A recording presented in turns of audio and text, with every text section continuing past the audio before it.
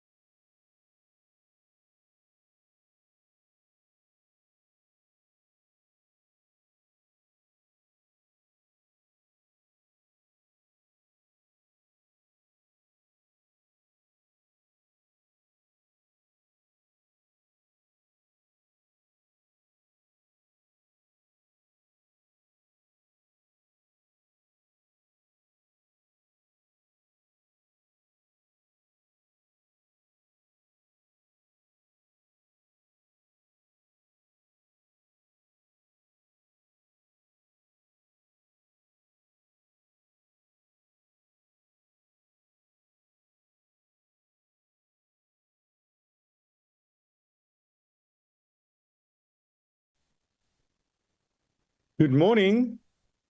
It's just before 9, or it's 9 o'clock now.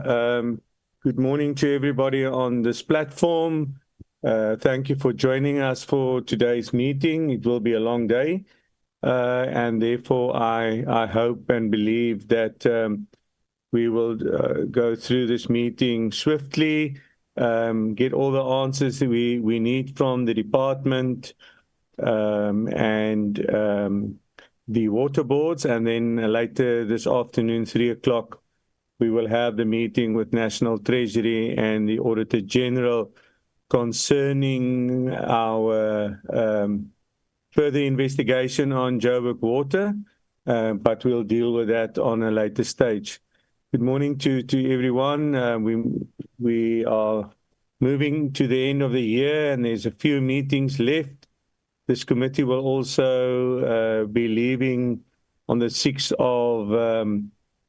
of December to Bangkok for a World Water Summit in Bangkok, and hopefully we will also see what other areas in the world do with water and new innovation. So that will be interesting for the whole committee to also see and hear from other countries on their challenges and their successes in the water sector. May I now ask that we observe a moment of silent prayer or meditation.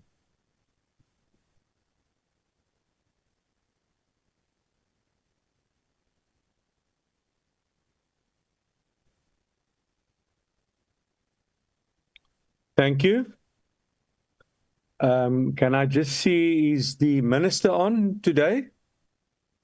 No, Chairperson, the minister is on sick leave until the 24th of November. Okay, my apologies. I have missed that. Who is leading the delegation? It's Deputy Minister Siklulo. Also, Chairperson Mr. Dlelanga is in China from the 15th to the 28th November, attending workshops of the World Communist Parties. Thank you for that. Any other apologies? There is an apology for Deputy Minister Mahlobo, who is in India, but I see he is on the platform. Yeah, I saw him also on the platform, but from India also welcome, Deputy Minister. Thank you so much, Chairperson. I just want to make the arrangement. So Chairperson. Yes, Honourable Member. So Chairperson, it's Tommy from the Office of the Minister. Since DM Mahlobo is on transit, he has indicated availability up until some time to assist in leading our delegation at this meeting. Fortunately, DM Sifula as well is part of the meeting. Thank you very much, Chairperson. So what you are saying is that Honourable Mahlobo is going to lead the delegation? Yes, Chairperson. Thank you so much. All right, I've got an hand. Honourable Reddy. Thank you, Chair. Chair, I request to be excused at 12. I'm actually attending a funeral of a close family member. So if the meeting is not done by 12, please excuse me. Thank you. We'll take note of that, and all of the best with the funeral as well.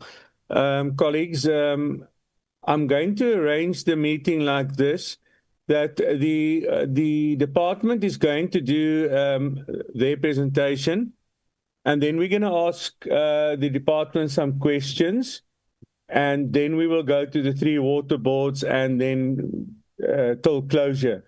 So we will allow the department to make a very short presentation, and by 10:30, I want us to be completed with questions to the department, and then just concentrate on the water boards. Honourable Sitolo, Deputy Minister. Yes, good morning to yourself, Chairperson, and the colleagues. I just wanted to also indicate that I will be online just until around 10 o'clock, as I'm also in transit to KZN. Thank you. Take note of that. Honourable Ramaila. Thank you, sir. Good morning. I'm traveling at 11 o'clock, so I'll be out of the meeting for some time, but I'll rejoin. Thank you very much. We take note of all that apologies. I hand over now to Deputy Minister Amatola. Chairperson, a very good morning, and it's afternoon this side to you and all our members, DMC Kulu. I think, Chairperson, we need to be brief because most of your members are leaving. Just to indicate the team has said the apology from Minister. The engagement today with the three water boards, Chairperson, these three water boards, we have spoken about them in the past. They do have, in terms of our risk metrics, when you look at Rand Water, they are part of those that we call them low risk or close to no risk at all. Then the Vaal Central, you will know, Chairperson, is a high risk. It's a high risk because it's part of those water boards that are coming from a period where we disestablished Sedibeng Water, and then we actually took those assets, including the staff, we brought them together with Blue Morph to cover these other areas. The liabilities that were coming from Sedibeng were very, very huge, and the turnaround is not going to be an easy one. But when it comes to Amatola Water Board, is medium to high risk. And we have the leadership of the water board there, especially the acting chair and the acting CE, who are very, very pleased with the stability they've given, including the issues that we are trying to conclude the issues of the appointment of the new board and the other issues of instability in the administration. They are being attended to. More importantly, in the Vaal Central, you know, Minister gave the chairperson of the board because of other difficulties is dealing with in the area of employment. He has been put on special leave, and more importantly, also to indicate that the issues of the vacancies that emerged, the minister has concluded that particular process. We are presenting to you and members of the portfolio committee, please look at the primary function of the water boards as clearly articulated in the Water Services Act, especially when you look at Section 29 of the Water Services Act. It will be very important, if I'm not mistaken, is it 29 or 32? And the work that is being presented today, Chairperson, is in compliance with the law. Remember the PFMA, because these entities are Schedule 3B, they have to be in a position to look at their viability in terms of revenue, their ability to borrow, the expenditure that are there. And most of them you have looked at their issues around the performance, and then the issues around the issues of shareholder compact. In the main, Chairperson, all of them, they do have the corporate plans that they've given, and our team led by the DG will be brief on those issues so that we can listen to these water boards. But we are very pleased with your support. One of the most important things, the reforms are on track. Rand Water last week, I represented the ministry.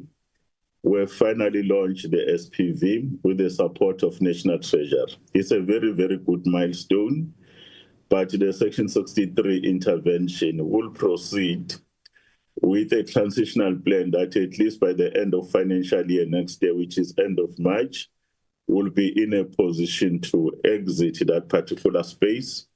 And those reforms, whether in Durban, eThekwini, they are looking at engaging Umgeni. Rand Water, there's an appetite from the city of Johannesburg now, improve relations, especially because you know that Johannesburg Water, with the current balance sheet, they will not be able to do some of these things. including Tshwane, these engagements at our levels are happening. And some small municipalities, like you look at Rand West, Mirafong, but we must warn Chairperson, not every municipality will be able to do the SPV because of the due diligence and the other difficulties they have, including those other reforms of concessions, build, own, and train and transfer, including public partnership. Last week, also on behalf of our government, we were able to launch a complete package plant, wastewater treatment plant in Masodi, in Mkhalakwana. The president today is opening the biggest investment because investment was nearly affected by the issues of water. Those are some of the key issues that we thought we should share with you. The issues of non-payment of the water boards, the escalating debt, it continues to be an area of concern.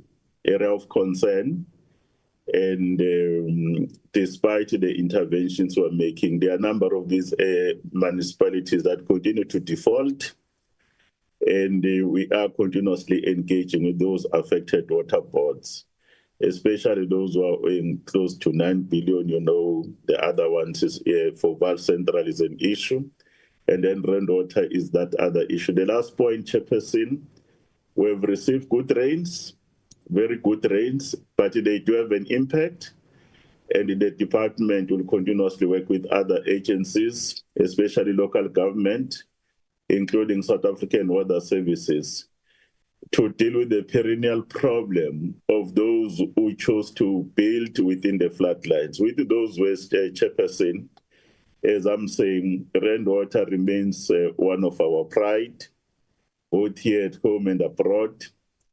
Vaal Central is en route in terms of stabilization, but Machabeng gives them big problems. And we are very pleased in the stability of governance by the current administration of Amatola. Then we'll hand over to Dr. Sean Phillips to actually lead the team very briefly, so that in the next 2 hours, most of your members are still around. Thank you. Thank you very much, Honourable Minister. May I, just before we give to Dr. Sean Phillips, also welcome Honourable Diale from the EFF. I welcomed her last meeting, but she was not on the platform.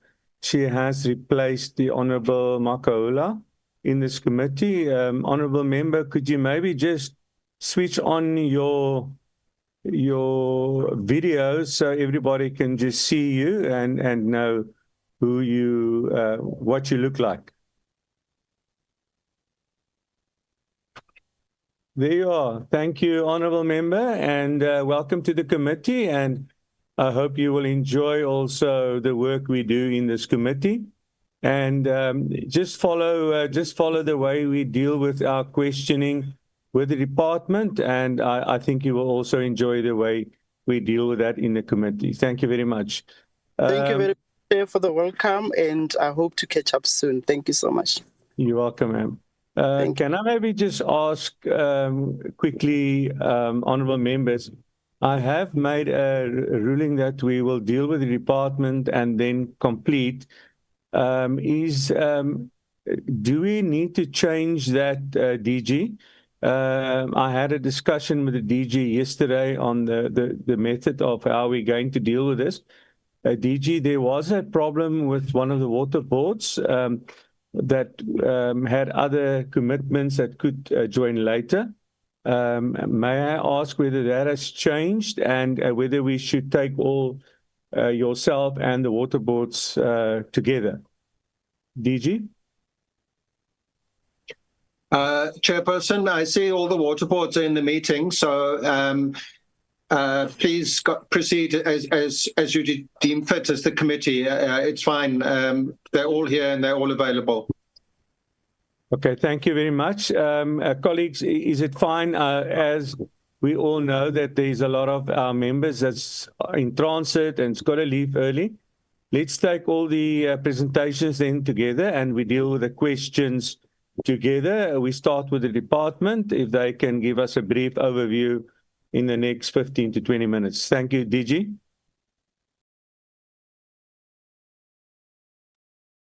Thank you very much, Chairperson. Our presentation, and good morning, honourable members and colleagues and DMs. Our presentation will be made by Toko Sigwaza, who's our Chief Director for Entity Oversight. Toko. Thank you, DG. Good morning, Chairperson and honourable members, DMs. Thank you very much for this opportunity to give a brief overview of the corporate plans of the water boards that were tabled in July 2025. In terms of the legislative context, I think the members are familiar with the business of water boards. In terms of the Section 52 of the PFMA and Treasury regulations, they are required to submit their corporate plans to the Executive Authority, a 3-year corporate plan accompanied with a 1-year projection of revenue, expenditure, and borrowings before the start of their financial year. So they have done that in July. And today they will be focusing on the details. But I will just give a brief overview of where we are going in terms of the 3 years and the 5-year projections. In terms of the key strategic priorities for the water boards for the next 3 years, we aim to improve governance across all water boards through effective reporting, transparency, accountability, and ethical leadership. Each water board will be going into details in terms of that, and they have done that in the corporate plans. We also, the 2 water boards, their primary focus is on the implementation of water conservation and demand management, supporting the Vaal River and Umgeni systems. That is Rainwater and Umgeni Utugela. The other key focus area for the 3 years is revenue enhancement. Our target is a consolidated revenue of 117 billion within the 3 years. It's the 117 is a consolidation for all the water boards. In terms of capital investments, it's important that the surplus that they generate goes back to the capital investment. The estimate is 21 billion over the next 3 years, with Rainwater being at 14.3 and Umgeni Water at 4 billion. And the figures are also outlined for the other water boards. The other key area of focus will be the operationalization of the Mfuleni Rainwater Special Purpose Vehicle. The DM has already spoken about it, but it needs to be operationalized so that it starts functioning within the next 3 years. The other water boards, Amatola, Overbeck, Magalies, Lepelle, will be focusing on their growth development strategies because they need to ensure that their footprint is extended to the entire province, and also their capacity and also revenue generation. The critical one on Umgeni Utugela side is on the energy generation from the double wastewater treatment works, where they will be piloting the issue of energy generation using the wastewater treatment works. The DM has already spoken about the turnaround of the Vaal Central and Magalies due to the impact of the transfers from the disestablished sediment water. So they will continue to turn around their business, and they are closely monitored in terms of moving forward. The other key one is the building capability and knowledge sharing amongst the water boards using the ARCISA network. This is the map that indicates the geographical location and the footprint of all water boards. In terms of our oversight mechanism, the strategic intent is set by the minister with the chairpersons of water boards, and where the minister outlined the strategic overview. It's linked to the department strategic plan, and the minister meets with the chairpersons and the DG with the chief executives. They also conclude a shareholder compact on an annual basis, and the corporate plans is what we are tabling today. And then in terms of performance monitoring, they submit quarterly reporting and annual reports, which will only be submitted by end of November to December. And then the tariff submissions are submitted to Parliament by 15 March by the internal regulator through the minister, and they also are supposed to report to Portfolio Committee. This is a business process flow of how the corporate plans have been analyzed in the department with National Treasury, and SALGA was also invited, but they could not make some of the meetings. So the process starts around April and it ends in July when Minister tables the corporate plans. In terms of the key performance indicators, this is where each water board will go into detail and looking at their organizational efficiency and effectiveness in terms of the next 3 years, their financial performance and indicators, their customer interaction, their organizational capacity, and general performance. In terms of the key performance indicators, governance is a critical one. And when we look at the board performance for the coming 3 years, Minister will be evaluating the boards based on those indicators, the effective functioning of the board using an independent evaluation by independent consultant, which will be on an annual basis. And also the key feature is the issue of the outcome of the audit, the internal assurance, the risk, the ability of the board to manage the risk, strategic risk, and also the issue of irregular expenditure, whether it is reducing or it is increasing.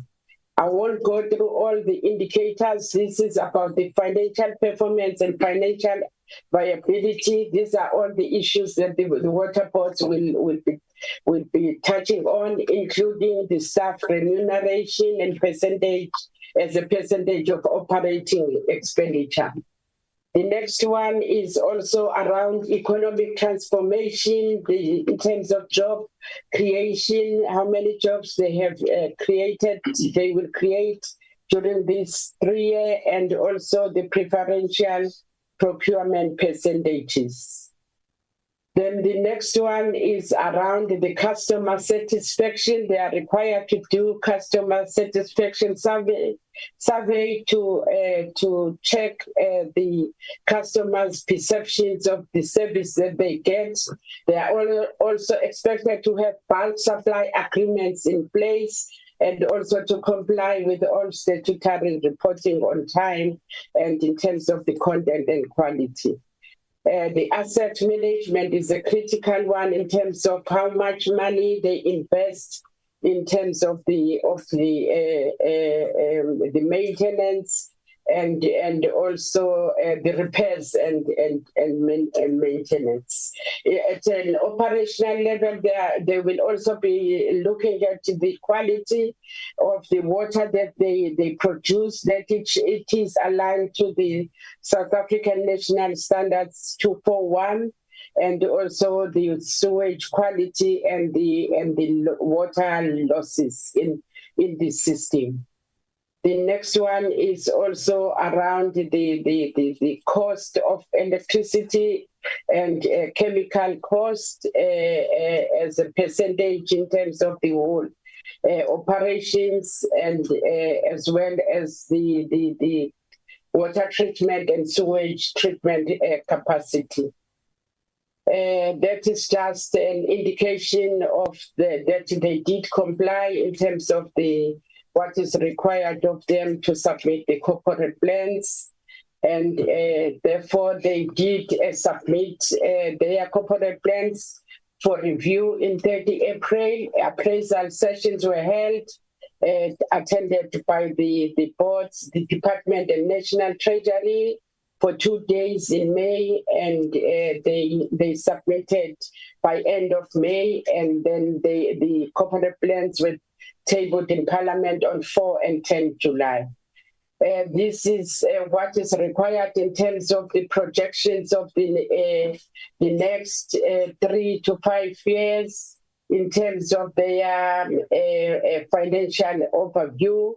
They are hoping to achieve the 117 billion in terms of the revenue collected, consolidated, and also in terms of the audit, the capex projections, it's 21.7 billion. Thank you, DG. Thanks, Chair.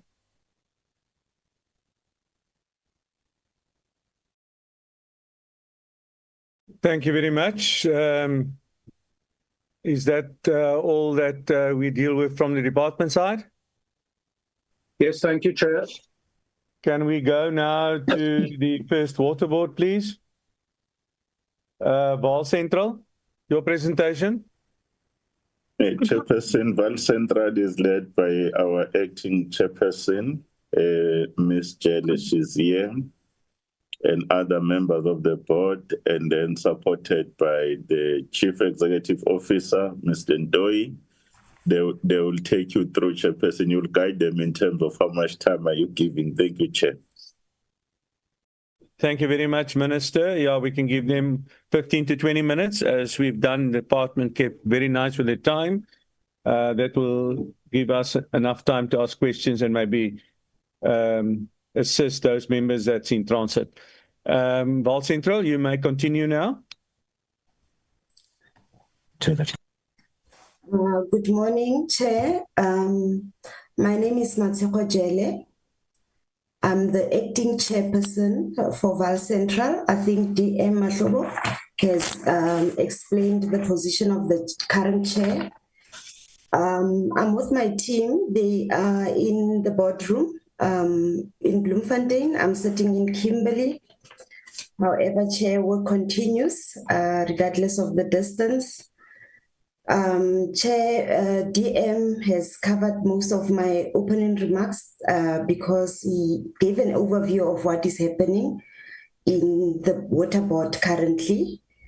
We are faced with challenges, especially after the merger. These are historical challenges, as we know that we merged Citibank and Bloem Water. And with that came a lot of liabilities and debt. And we had to stabilize the organization first as a first point of departure. Yes, at the time when the board started 2 years ago, we also had a vacancy of the CE, so we had to deal with that. We managed to cover that vacancy last year, end of last year. So at least we are seeing direction. We are moving, Chair. The board and its committees, it's functioning well. We recently had our first assessment by IODA, so that went also well. So we continue to render our monitoring and provide oversight over the business of this water board.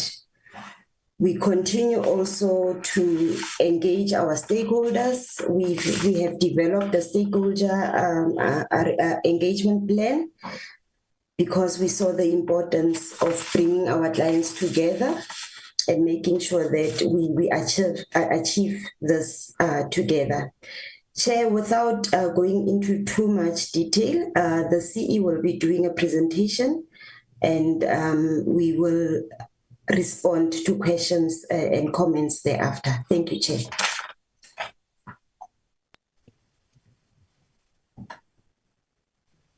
No, thank you very much, Chair, and good morning to the Chairperson and the committee members. As indicated, my name is Luvuyo Ndoiche. I'm the CEO for Vaal Central. Chair, would just request, with your indulgence, that we be given the sharing rights so that we can just quickly present our presentation. Can we assist with that, Nosipa? Yeah, that has been granted, Chair. Thank you. Thank you very much, Chairperson. I hope I'm audible, Chair.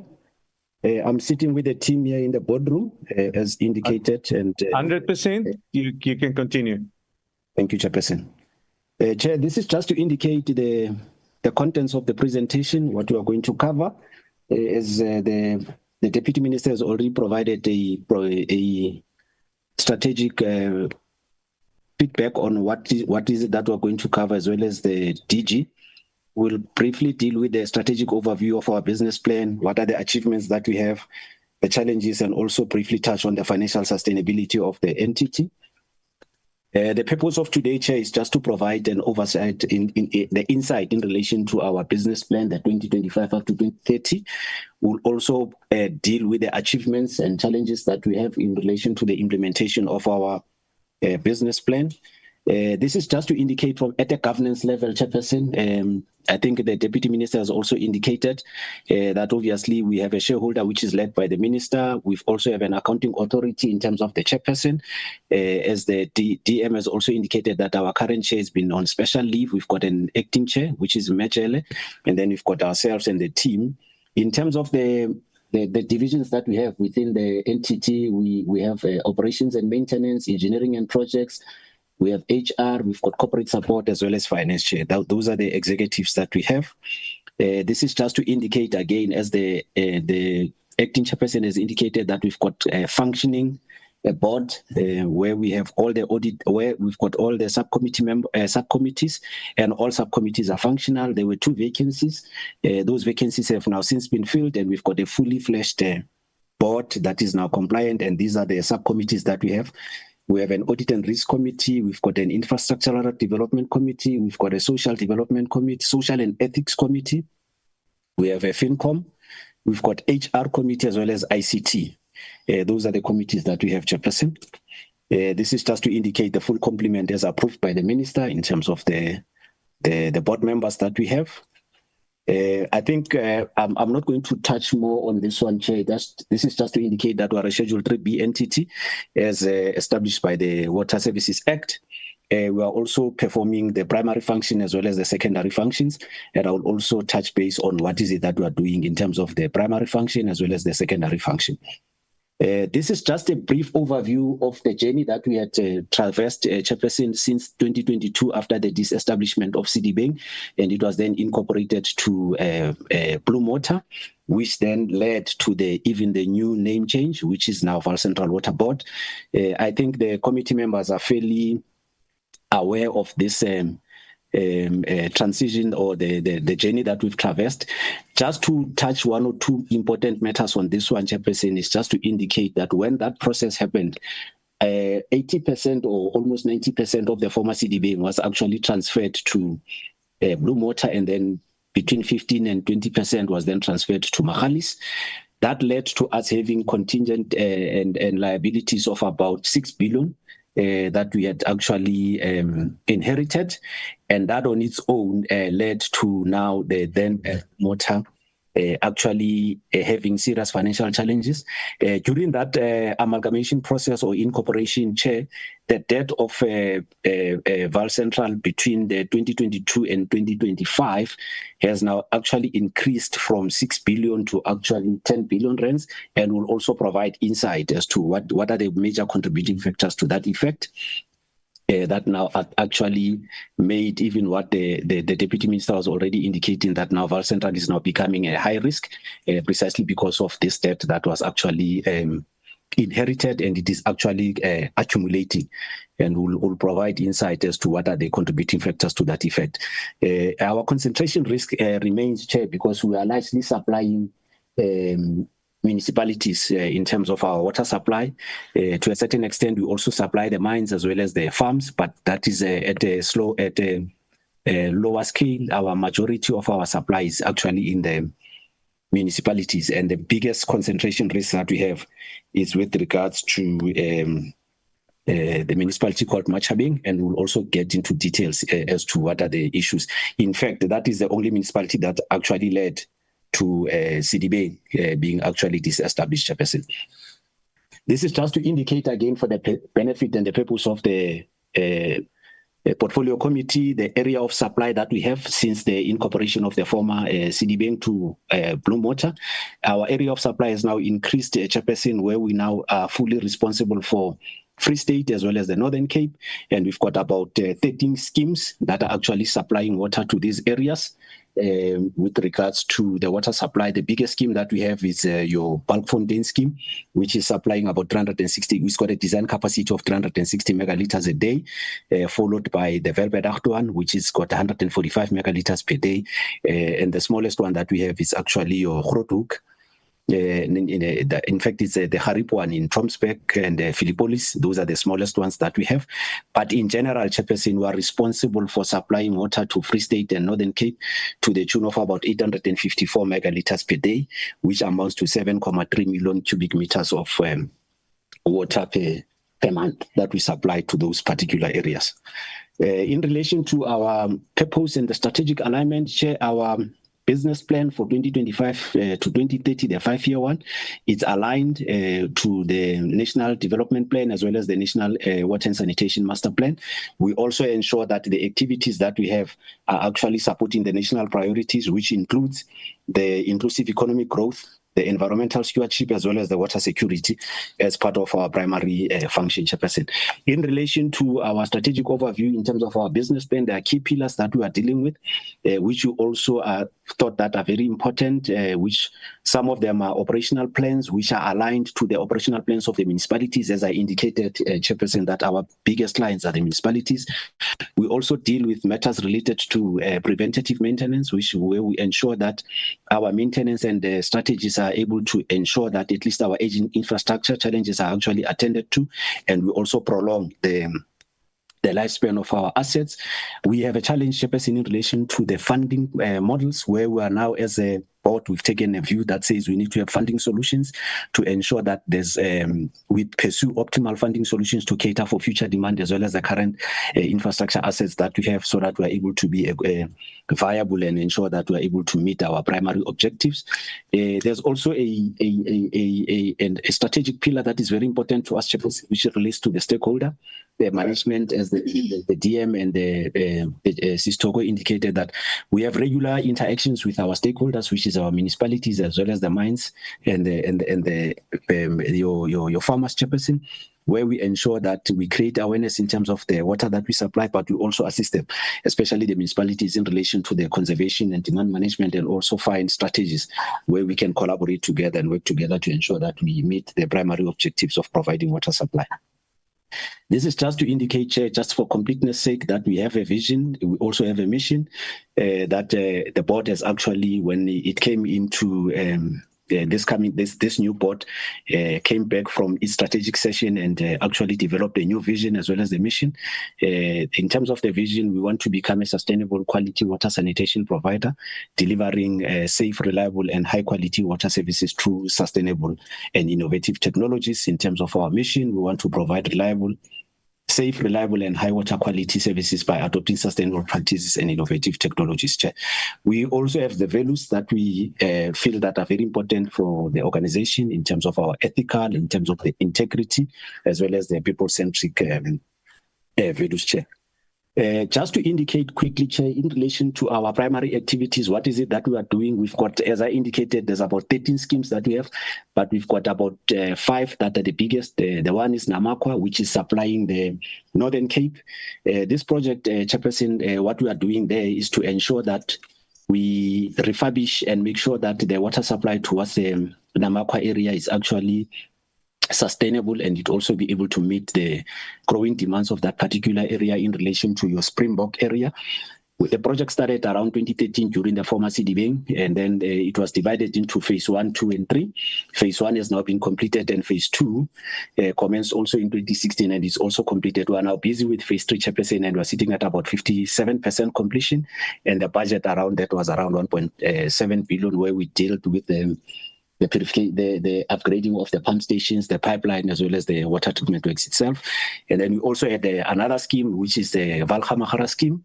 It was also divided into two phases. The phase 1 was completed in June 2022, which was the 80-kilometer pipeline, the replacement of the 80-kilometer pipeline to the investment cost of 1.7 billion. We are now implementing the phase 2, which we are doing in collaboration with the Water Users Association, Chairperson. And the scope of that is around 250-kilometer pipeline, which we are going to do. We're also going to upgrade the Delport Swap water treatment works as well as the pump stations. The investment required for that particular scheme is around 8.7 billion. This is just to indicate at a glance where we started in relation to Namako. I've already spoken about this.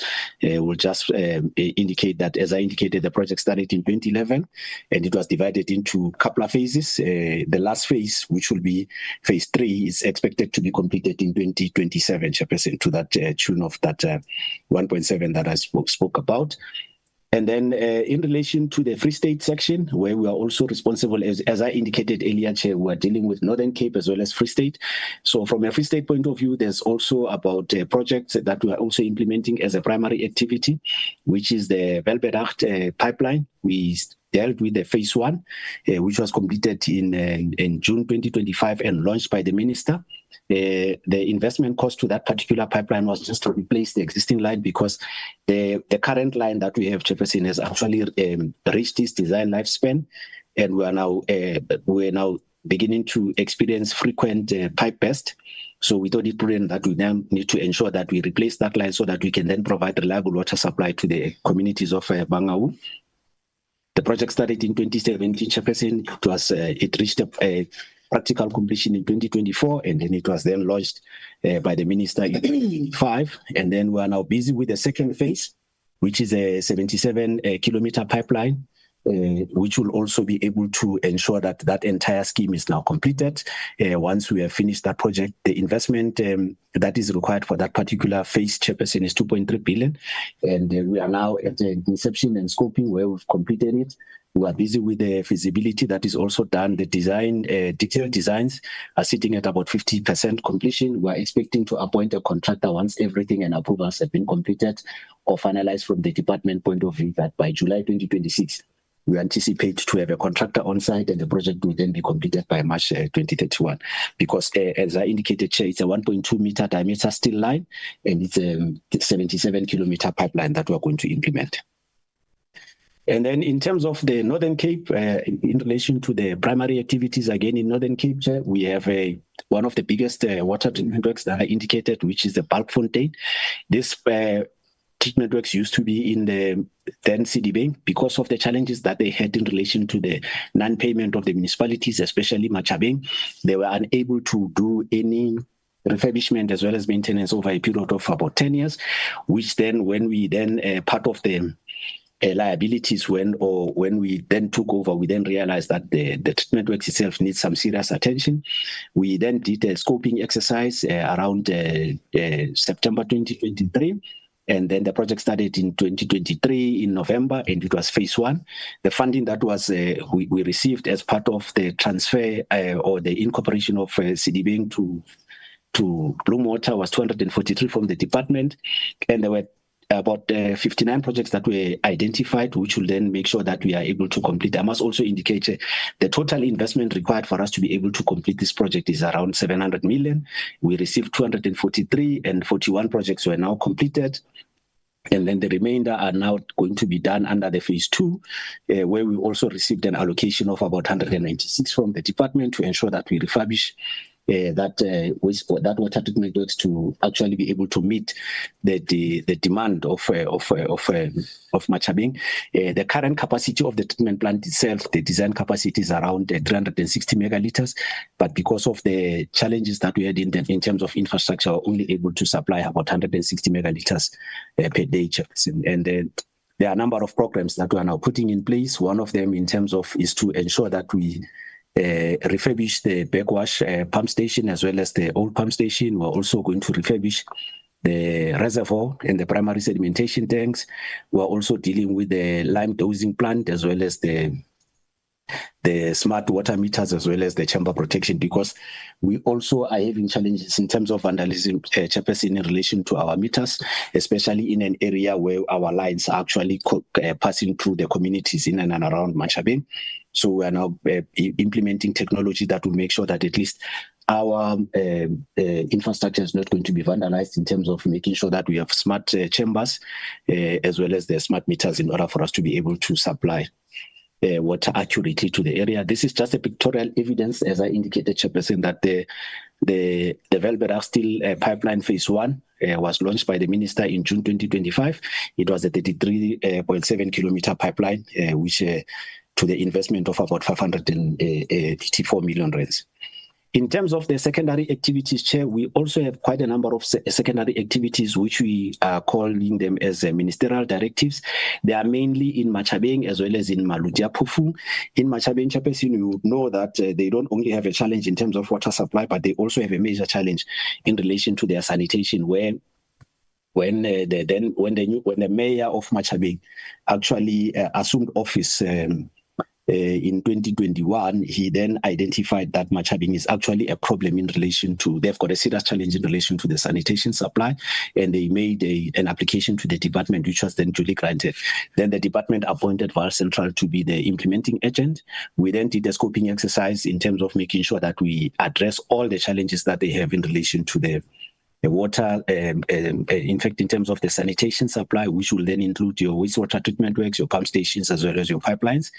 In terms of the projects that we are currently implementing, Chairperson, it's around 112, all in total in relation to all the directives, and they are divided in terms of one, Mangaung, Machabeng Local Municipality, Mafube, as well as Maludia-Phofung, Mantsopa, Kopanong, and Masilonyana. The total project is 112. The total investment required is around 8.2. The commitments that we have in terms of the funding to date is around 1.6 billion. And then obviously, as an implementing agent, we then charge a 5% management fee. Chair, just to indicate now in detail, but at a summary level, in Machabeng specifically, what is it that we are doing? In Machabeng, we've got about 28 sewer network projects and 42 pump stations, as well as 9 wastewater treatment works that we also need to implement.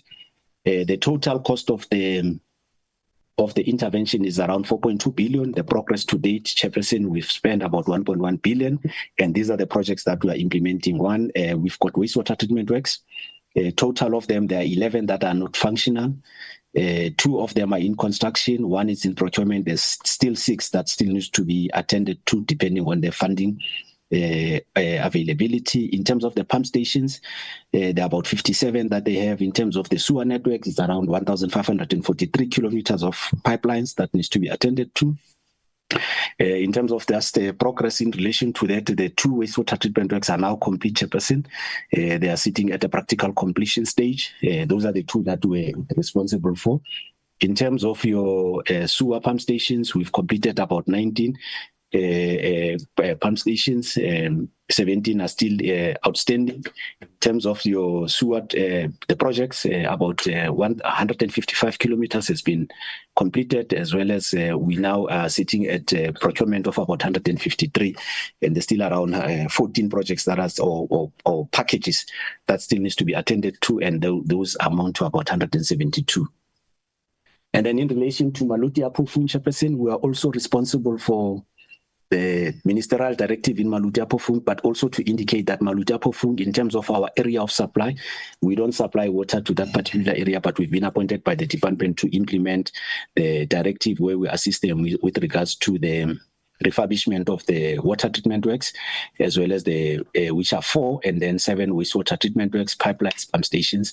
The total cost of the intervention, Chairperson, is around 1.7, but because of the scoping exercise that we've done, it has now revised and increased to around 3.1 billion. And in terms of the expenditure to date, we're sitting at around 302 million. In terms of the progress to date on the projects that are currently on the ground, we're sitting at around 65% progress in terms of all those projects, and those are your normally the projects which are completed include your FICA parts or a project water treatment works chairperson. And this is just to indicate in terms of Machabeng, the pump stations as well as the wastewater treatment works that we've done. In terms of the Ordinals Res pump stations, the Henneman pump station, as well as the Velcom pump stations. As I indicated, when we went in there was none of the pump stations were functional. About 42 have now been completed, and this is just to indicate from a pictorial evidence of the work that we've actually done. To assist Machabeng to actually deal with their sewer challenges. In terms of the sewer network, chairperson, this is where also to indicate the amount of work that we've done to ensure, because we've divided our intervention into 3 phases, chairperson. The first one is the wastewater treatment works, then also pump station as well as the pipelines, because we view it as a complete system, and we are now dealing with it from a drainage point of view, that where we do the intervention, we must do all 3. So that the system can then be functional and there can be the areas that will then be able to flush. So this is just to indicate the amount of work that we are currently implementing there. These are the 2 wastewater treatment works that I indicated, chairperson, that they are now completed. They are sitting at practical completion, and they should be commissioned very soon. It's Kutlwanong as well as Tabong wastewater treatment works, chairperson, that we have now implemented. And we are now out on tender again for the other one. Wastewater treatment works that we're also going to do in Odinda. In terms of our strategic overview, Chair, with regards to the shareholder compact, as Sistoko has indicated that we have submitted our business plan to our shareholder compact to the shareholder, which is the Department of Water and Sanitation, and it has now been approved. The key pillars to our shareholder compact, Chair, include governance, finance, HR, economic transformation, customer satisfaction, asset management, as well as your operations and your operational. CEO, please, my apology, CEO, pick up your pace, but I remember there are other water boards that must present, and the chair has given us a particular period. Please, we check it, leadership. Okay, thank you, DM. I will quickly do that. Maybe just to then quickly deal with the issues of almost there, DM and Chair. On the achievements that we've done in terms of the implementation now of the business plan that we have now approved and submitted to the department from 2025 to 2030. In terms of Q1, Chair, from a governance point of view, we say that we've got a functional board. We've received an unqualified audit opinion for this financial year, and we've been consistent for the last 10 years, chairperson, receiving an unqualified audit opinion, despite all the challenges that we had in terms of the incorporation of the former CDB. From a financial sustainability point of view, Chair, our ratios have improved in terms of liquidity as well as solvency. The department has assisted us in terms of the writing off of our debt. We also have a good financial leverage now after that. Those write-offs, the challenge that we have chased for now, we don't have, in terms of our balance sheet, we don't have long-term borrowing plans because of our balance sheet. In terms of the retention rate from a HR point of view, we have for this quarter able to retain all our staff members. We've done some technical trainings. Chairperson, we also have a total salary cost of about 25% of our operational budget. We've also created some jobs, and this is just to indicate the amount of money that we spent to date, Chairperson, on Q1 from the SMME point of view. I think from youth, we spend about 33 million. For black business, we spend about 102 million. And then for black business, we spend about, I can see it nicely here. But in terms of small and medium enterprises, we spend about 193 million, Chair. This is just also to indicate in terms of our achievements from a customer satisfaction point of view, Chair. Our stakeholders are quite happy with the work that we are currently doing. The most important one is on the operations and maintenance of our operational activities, which is the water quality. We are proud to indicate, Chair, that the water that we supply to our clients meets all the SANS 241 standard and is also of a good quality. We've got functional laboratories. We have a lower service disruptions, except for the way we are doing it in terms of our winter maintenance plans or your your preventative maintenance. We've got good functional water treatment works capacity. Quickly, Chair, in terms of the challenges that we have, one of them is around the governance in relation to the irregular expenditure that we had received from when we inherited the former CDB, where we are unable to get information because of most of the people that were there are no longer there and the documents are not available. There is a process that we are following with the National Treasury as well as the Auditor General to finalize that particular work. But in relation to the former Bloom Water, we're dealing with it correctly. And then the other challenge that we have is the issues of your municipal debt, as well as in terms of our water losses are slightly higher because of the aged infrastructure that we inherited from the former CDB. And I think the other issue one is the chemical costs that are actually increasing, which is actually a threat not only to Vaal Central but to all water boards. From a solvency point of view, please, you need to conclude now. From a solvency point of view, we just indicate that we in terms of our current liquidity point of view, when we started in 2022 at 104%, now we're sitting at 68 because of the liabilities that we got. This is just a municipal breakdown of our concentration risk. Chairperson, our highest data is Machabeng at 8.9 out of that 10 billion that I spoke about. In terms of the operational plans, this is actually affecting us in terms of making sure that we are unable to deal with the critical operations and maintenance. We are unable to catch up with our infrastructure backlogs. Our payables are exceeding our current assets, and if the revenue levels persist, we find ourselves having a serious risk in relation to this. These are the credit control measures that we've put in place, Chair, to try and address the issue. We are busy with the IGR interventions. There's a Section 45 process that we're also dealing with. Legal arbitrations, the Section 139, the SPV consideration, because of we're looking at rainwater and we want to use that as a blueprint. Chair, this is just to indicate again our major concentration risk. I think this is an important slide for the committee to indicate that the total debt owed by Machabeng is 8.9. What they've paid to date, Chairperson, is around 1.1, and it amounts to only 23%, Chairperson. And this is just to indicate the same information. In relation to Kopanong, we also have a similar challenge, Chairperson, where they are owing 136. They only paid to date 6.5 million, Chairperson, and this is just to indicate the same information. In relation to Pokwane, Pokwane is also owing about 107 million. They've only paid to date, Chairperson, 6.2, and that amounts to 20%. And this is the same information pictorially. This is just a slide which I think is also important for the board, for the portfolio committee to be aware of, that there was an analysis that was done by National Treasury, Chairperson, where it looked at the growing debt of the water boards by municipalities, which started in 2014 to 2024.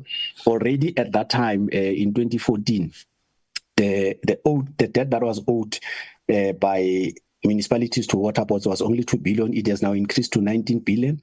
But of critical importance for us, Chairperson, is that the biggest debt out of the 19 is sitting with Vaal Central at about 9.8. Out of that 9.8 that I indicated, 8.5 is coming from Machabeng municipality, Chairperson.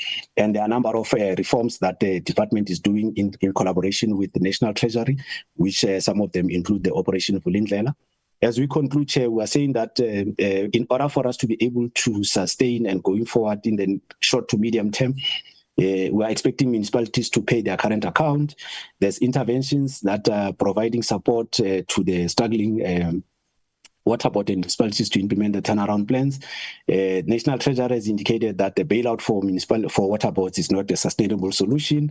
We are looking at debt relief scheme where we had write off some of the debts, and some of the municipalities are participating, but our biggest municipality, which is Machabeng, is actually not participating in that particular program, which is posing a threat to the municipality, to the water board.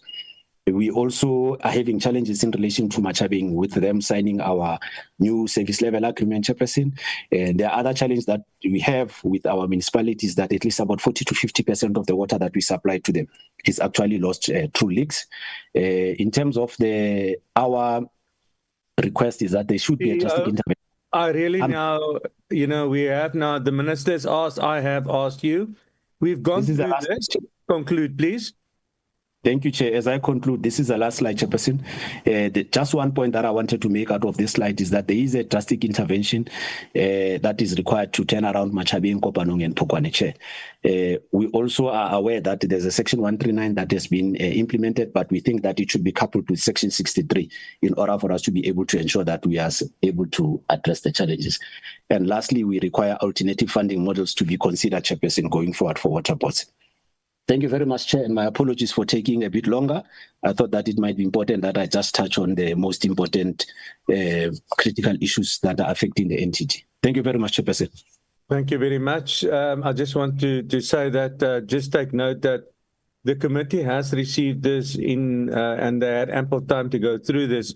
So we only want highlights. You don't need to do a full presentation.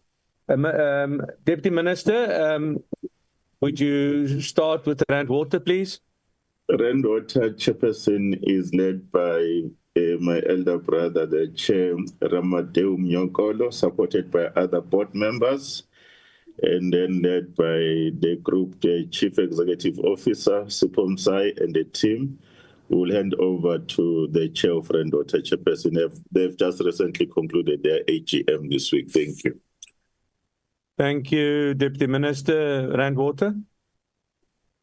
Good morning, Chairperson and honorable members, GM, DG, and colleagues from other boards. My name is Ramadeu Mnyokolo, as articulated by the GM. The Group Chief Executive will take us through the presentation, just to indicate that from the governance point of view, Rand Water is functioning well. Over and above the issues that were required by that in terms of the corporate KPIs, the strategy of the organization, in order to mitigate against the risk that the board has identified. We have identified 4 strategic goals that management should follow to mitigate against the risk.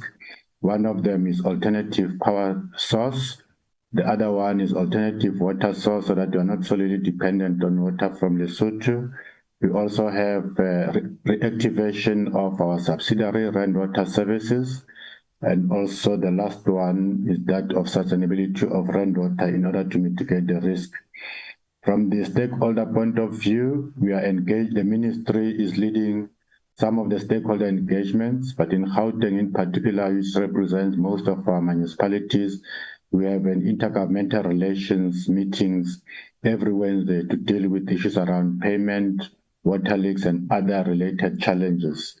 In terms of growth, I think the Group Chief Executive will deal with the growth issues and get into details, but our growth strategy is to look into the African continent and also move into the reticulation area of operation, which is part of our, what we have just, the DM mentioned earlier on in terms of the special purpose vehicle. I will then request with your permission, Chair, that the Group Chief Executive come through to give details at high level, to save time, at high level on the presentation that you already have in your possession. Thank you. Tatem Saif, can please come through? Thank you, Chair. My name is Vusi Ubega, Chair. Tatem Sai is with the session with the investors launching the performance results. So he's requested that I take through the presentation. My name is Vusi Ubega, the head of strategy. May I, Chair, good morning, everyone. All protocol observed. May I have an opportunity to share, please?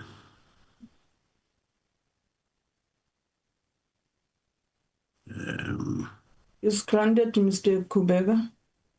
Thank you. Can you see the presentation? Yes, yes, we can. You can continue. Thank you. You've got 20 minutes. Yes, thanks, Chair. The chairperson of the board had actually talked a little bit about the governance. I'm not going to be talking about that. In essence, this shows us the architecture of how Rand Water fits into the bigger scheme of things in terms of government. This is the board of Rand Water, a reflection of that. This is how Rand Water, in terms of its mandate, and the sector alignment happens. The focus really mainly is on our vision and the strategic objectives, and the indication in terms of how the architecture on the right we link with the whole system of government from a reporting point of view. Here, Chair, as the Sistogo did indicate from DWS, that we have submitted our shareholder compact and our corporate business plan. What we are reflecting here is in our journey from the past years and the future of the corporate plans, is that we are faced with the challenges that the whole country is faced with, the global trade tensions that we see, the subdued economy, and the chairperson has spoken about the alternative strategic goals that we're looking at because of the challenges that you see from energy pricing point of view, and that is what we're looking at. We're looking at the SPV to deal with the challenges in municipalities, particularly the water leaks and the demand that is increasing every day. This slide seems to just depict what really is the environment that we are faced with and how we are now focusing on strengthening our systems and reliability on what we do from a compliance point of view. The chair talked about the strategic goals. We've also identified the strategic objectives. I mean the strategic risks for the last year and the future years as we rank them from time to time. So these are the 10 strategic risks that Rand Water has looked at, which you will find in the corporate plan, and we have ranked them in order of priority and probably possibility of occurrence, the deteriorating availability and reliability of and quality of electricity, and hence we have moved on to the space of strategic goals. But the biggest challenge that has emerged over the past number of years is the encroachment over our pipeline and our servitudes by mushrooming informal settlements, and you'll find that new developments, estates, without necessarily focusing on bringing their plans to Rand Water, and then you'll find that they will build over the boundaries of Rand Water in that area. The biggest one is the issue of the credit risk exposure, municipalities that are not paying for their services. So I'll just run through this slide, but these are the 10 strategic risks that we've identified as an organization. We will go to the performance of the organization. Rand Water, being the biggest of all water boards in the continent, our mandate really is the provision of water to other water services institutions in terms of the Water Services Act. We are really running our business, our operations from the two water treatment plants, that is Vereeniging and Segerbosch, and over 3,600 kilometers of pipeline. But that, as you said, Chair, this presentation was sent through. These are the numbers that we are churning every day in terms of the supply of water. On average, it's 4,500 megaliters of water. We're at the peak of just over 5,100 megaliters of water. And we're supplying over 18 million customers in Gauteng. Our area of operation includes parts of Free State, parts of Northwest, and Mpumalanga, even though there are some challenges, hence I'm saying parts. Then there are other activities that we're involved in terms of particularly secondary activities, where we get appointed by the department in terms of Section 63 to do some work. When you look at this, you can see in this picture, this is the Sidibeng wastewater treatment project that we are involved in. But the other activities that we are working on as we plan for the future years is that we have secured a contract in Zanzibar to provide management, operations and maintenance and investment in their infrastructure in that area for a period of 10 to 15 years. We are awaiting approval from National Treasury for us to be able to move on with that. We are also intending and we're working on a program intending to invest in the manufacture of chemicals. Remember, this is one of the biggest costs after electricity in the running of the business of water management in Rand Water. So this is where we are, that we want to diversify and invest. Hence, we're talking about the strategic goals, and also the mention by the chair of the special purpose vehicle between Mfuleni and Rand Water, which we believe that is going to be a panacea in solving some of the problems that we're going to be faced with.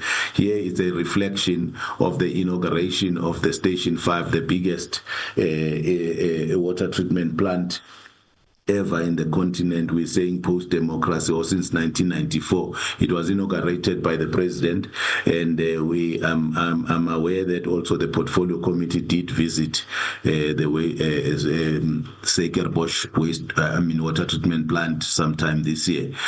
Here, this is a reflection of the complex projects, mega projects that we are implementing. The new B16 pipeline to improve our ability to distribute water in our networks through all the areas as the demand increases. And then on the other side, on the right-hand side, you see the chambers. So these are the reflections really of that. But the philosophy that I want to express around this, you will see there is a B16, B8 cross connection. In our design philosophy, in terms of all our pipelines that we've laid, they are interconnected. So they are cross connections from one to the other, so that they are able to augment each other when there are troubles in the system as we go along. This is where we are also looking at the augmentation and the refurbishment of the booster pumping station. It's not an Eskom plant, it is a Rand Water plant. It's just that there's a substation of Eskom somewhere around in Palmit, and therefore it is called the Eskom building, but it is actually a Rand Water plant booster station. So this is just an indication of all the mega projects that we are doing from Station 5. So I'm moving on away from that to the Rand Water Foundation in terms of the work that our subsidiary Rand Water Foundation, from a corporate social responsibility, is doing.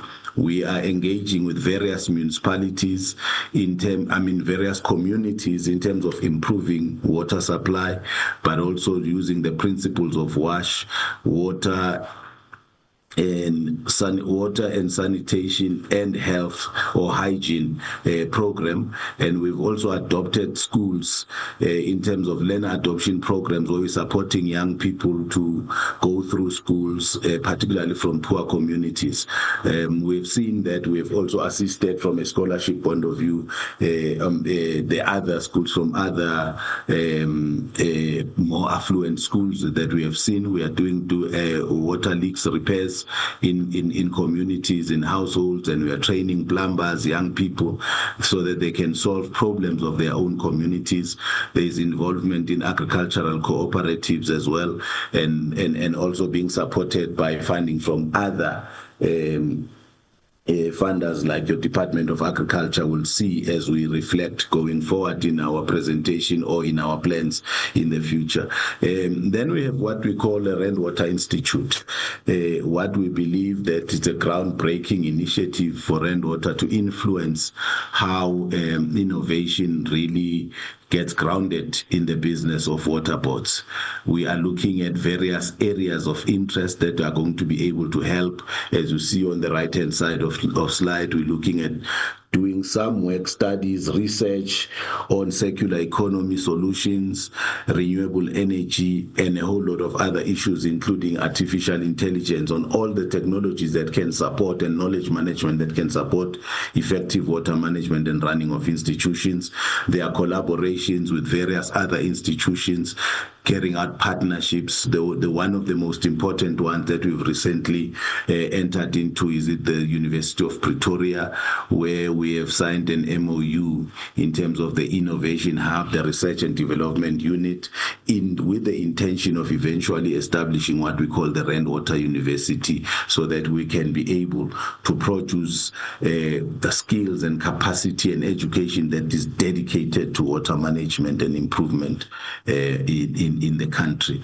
And here what we see, what the Rainwater Institute does is a pilot, or these are pilot projects that we are involved in. For instance, one of them will be the real-time monitoring of network, hydraulic and water quality in our systems, which is very important so that we can be able to account for all the water and the quality of water that we produce every day. We are beginning to use AI, robotics, process automation in the management of our finances in the business. So we're looking at all those, including mapping of subsurface through using 3D mapping or satellite technology in ensuring that we detect leaks in our systems. So in essence, these are the initiatives Rainwater has taken forward. I need to get to the organizational performance. This is updated information now that we have launched our results as well. In the KPIs that we have had in our shareholder compact, there is a few, only 2 of them, I think, that we did not meet in the last financial year. But in essence, from a water quality point of view, we'll be able to see that we've met all those targets. For instance, there's a critical KPI that we normally do not really take for the significance it carries. The number of days supply disrupted divided by number of possible supply days. It shows there that we have supplied water throughout as required in terms of our bulk water supply agreements. We had a challenge of one repeat audit finding, which we are now addressing in an organization. We have also in this slide, a challenge that we did not meet a KPI called overall project completion dates within target. But again, traditionally how your CAPEX program is run, Rainwater's program is actually overlapping multi-years. You will find that certain targets are set and then there will be delays, not because work will not have been done, but you will find that because the certification to say this work has been completed at the end of this period had not been signed at that time. But when you go to the ground, you'll find that there is work that has been done. From a reporting point of view, this is how it had been reflected, but we are aware that now in the new shareholder compact, that KPI has actually changed. So we are also looking at our KPIs related to people development. This is where, when you're looking at the percentage of staff leaving, the target is 5%. We're only sitting at 1.61%. And then it shows the number of young people trained. It shows the jobs created. It shows the number of bursaries that were given and the permanent jobs created, and our staff remuneration package target as a percentage of OPEX. We're sitting at 17.3% with a target of 15 to 24%. So in essence, we're doing very well in that regard. The Achilles heel for us will always be the data days, like all other water boards, given the challenges that municipalities are giving us without paying for their services. But these are financial KPIs, and this is how we've performed on them, except for that one top right-hand corner, the data days, where we're sitting at 125 days with a target of 70 days. In general, from a finance point of view, where our revenue has gone up by 5%, the gross income by 5%, and our net income by 2%. Which shows that if you compare from the previous years, when you look at this slide, you then compare with the previous years. And from a liquidity point of view, we believe that we are stable. We've got sufficient resources. From when you look at the cash and cash equivalent, we're looking at about 12 billion rand that is available. And then from at the bottom left, you will see that we've got bonds that are going to be redeemed. In 2026, we intend to redeem redeem a bond called RW26L at 586. Come at the end of the financial year, would have redeemed that bond, and it shows the others that we are also part of as part of our 10 billion rand DMTN program, and there is still available headroom in that space. So this slide shows how Rand Water creates value. We have looked at 6 capitals of value creation for the business: the financial capital, the natural capital, manufactured, intellectual, human, and social and relationship capital. And these are the outcomes that we have attained, and I'm not going to go through it because the members have gone through a presentation, and I need to get to the challenges. I've mentioned the 125 days, debtor days, a period of repayment against a target of 70 days. And this is a reflection of municipalities that are owing Rand Water that amount of money that is in the region of about 8.7 billion rand, and current is 2.1 billion, and there have been debt settlement agreements that have been entered into, and others have not been honored.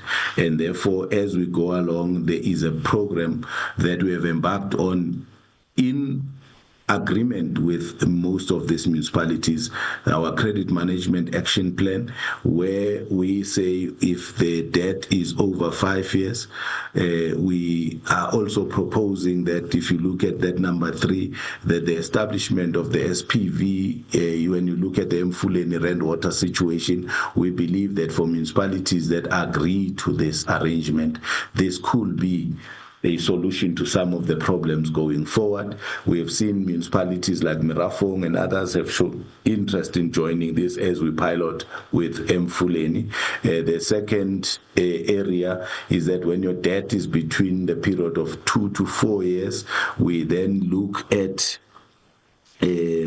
looking at what is contained in pink there. We want to partner and reduce water losses with you, non-revenue water.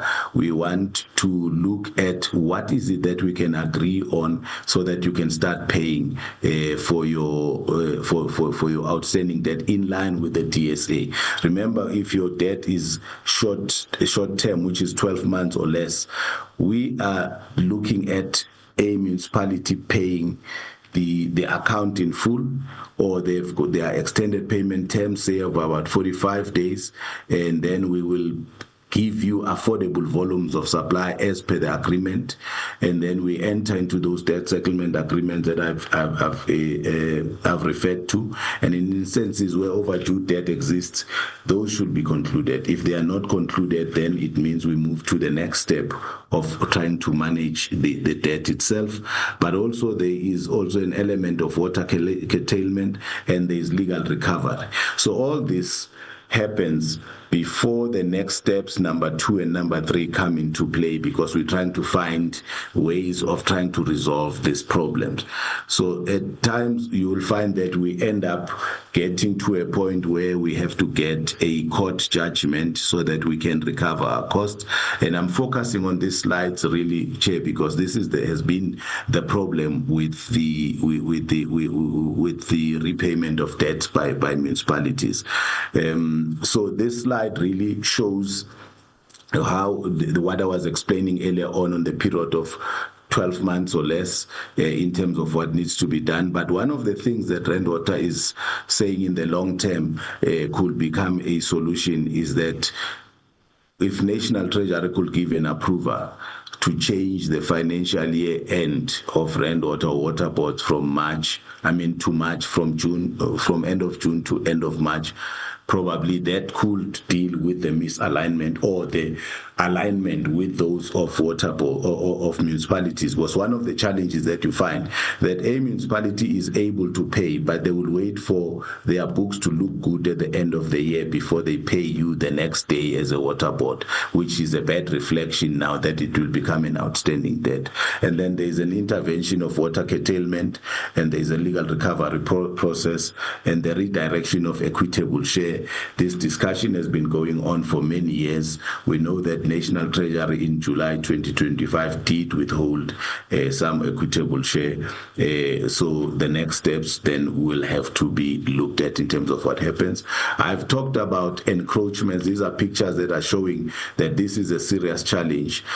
So we had to demolish some of the homes in some areas where we have seen encroachment has taken place and there were no approvals granted. And there's informal settlements mushrooming on the right-hand side of the slide. And this is also what show the other challenges from an infrastructure management point of view that we have. The vandalism of infrastructure, where you'll see that people are getting water using containers from our infrastructure. So that is just the vandalization of the infrastructure itself. On the right-hand side, you'll see there's also a gun there. There's illegal mining happening. What happens here is that illegal mining happens and then rainwater water is used, that is from the pipelines that are running alongside those. So looking forward, the chair mentioned the issue of strategic goals, which we now call growth and diversification goals.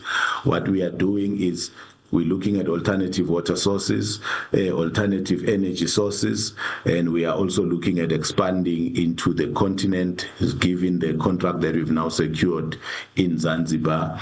We are also looking at the SPV model as a tool that we're going to use going forward. The 4 municipalities, one is a pilot, Mfuleni, but you can see the other 3 have shown interest in terms of participating in this initiative.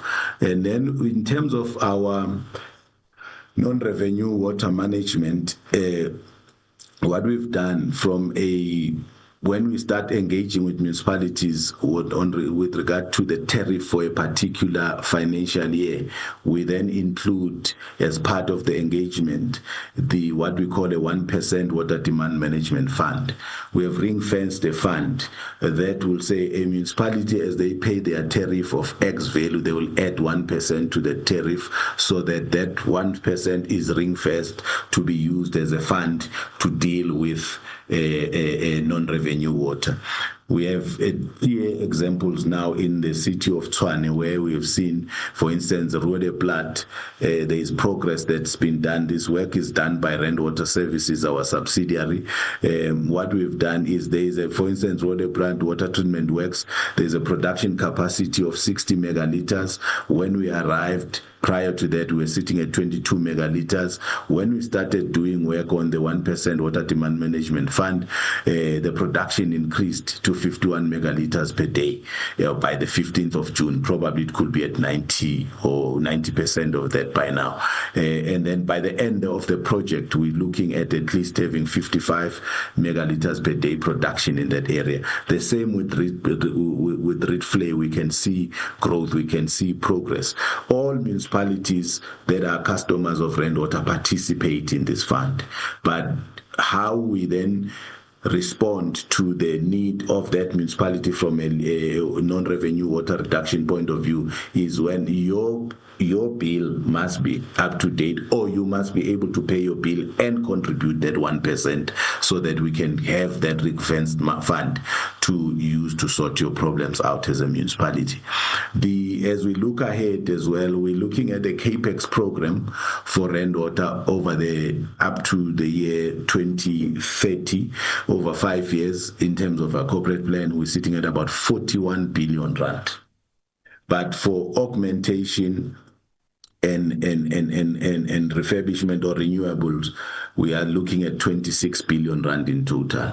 What makes it 41 billion? It is because we have talked about what we call growth and diversification. We've created a focus vehicle called the Strategic Goals Development Unit, which seeks to drive the agenda of growth and diversification, be it in renewable energy, be it in alternative water sources, be it in the expansion into the continent. That is what we are doing. And then we've got also some assets like your buildings and rainwater, all those assets that we are creating year in, year out, they form part of that 41 billion rand over the number of years.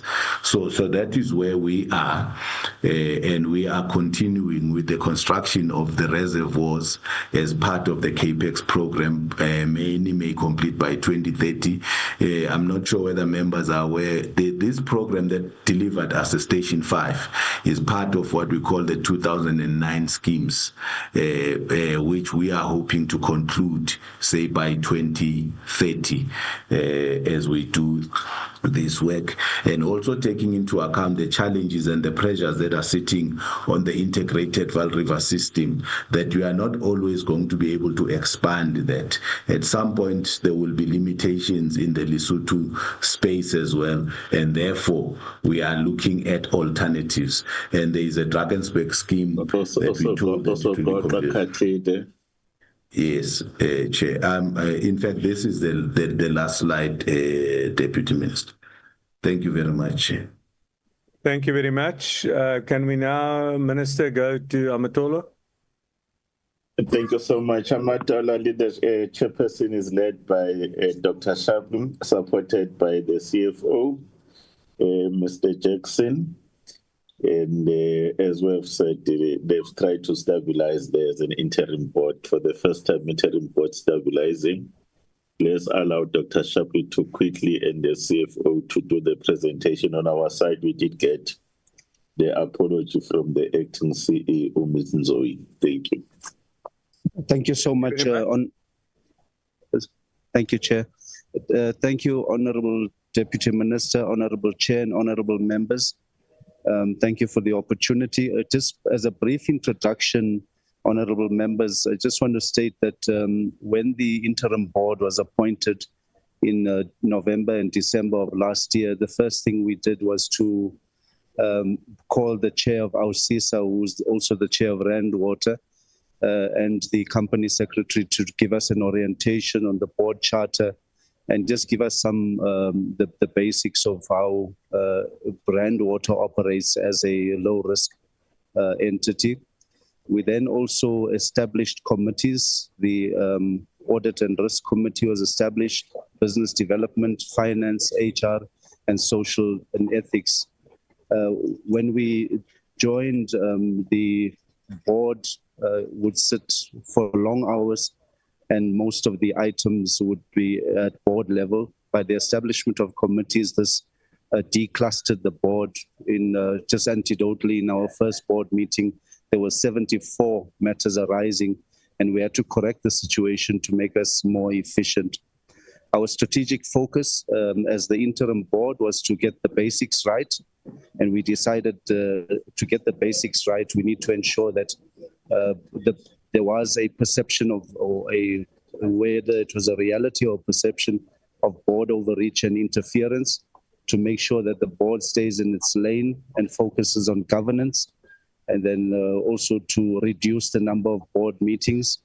By June this year, we had saved the entity 700,000 in board fees just by reducing the number of board meetings. We improved the relationship with our clients, our core clients. There were strained relationships, in particular Amatola District Municipality. They were not paying, and we realized the issue was a relationship and communication. Now, as we sit, the CFO has managed to negotiate. They pay the current account, and they pay us 6 million on the 340 million arrears that they owe. We focus on improving revenue and also the perception, and we have a 2-year turnaround strategy to get to break even, because we're currently running at a loss.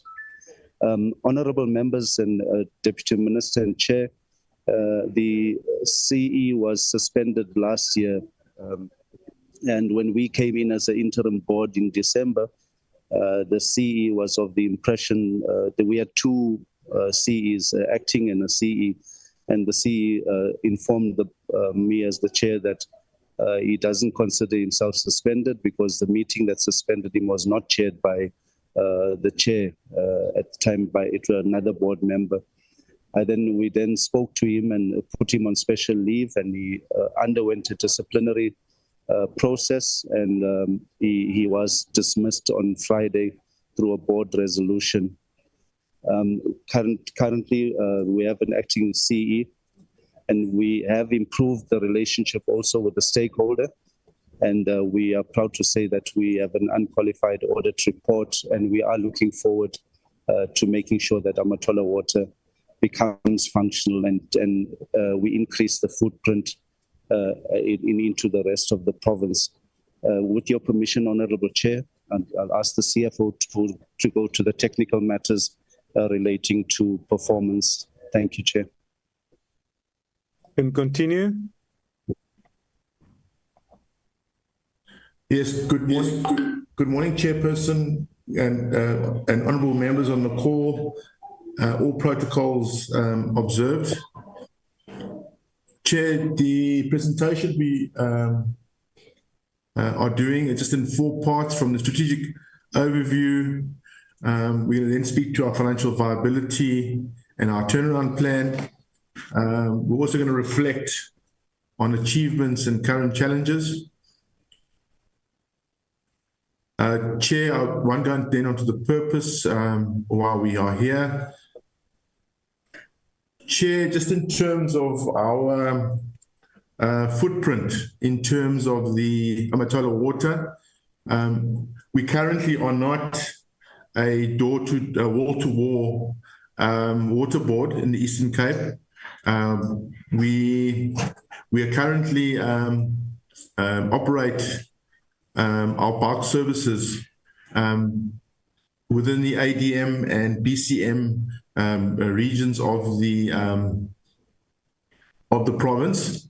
The Gazette has expanded that was issued in 2022, but it is boards and management's vision to be a wall-to-wall water board in the Eastern Cape.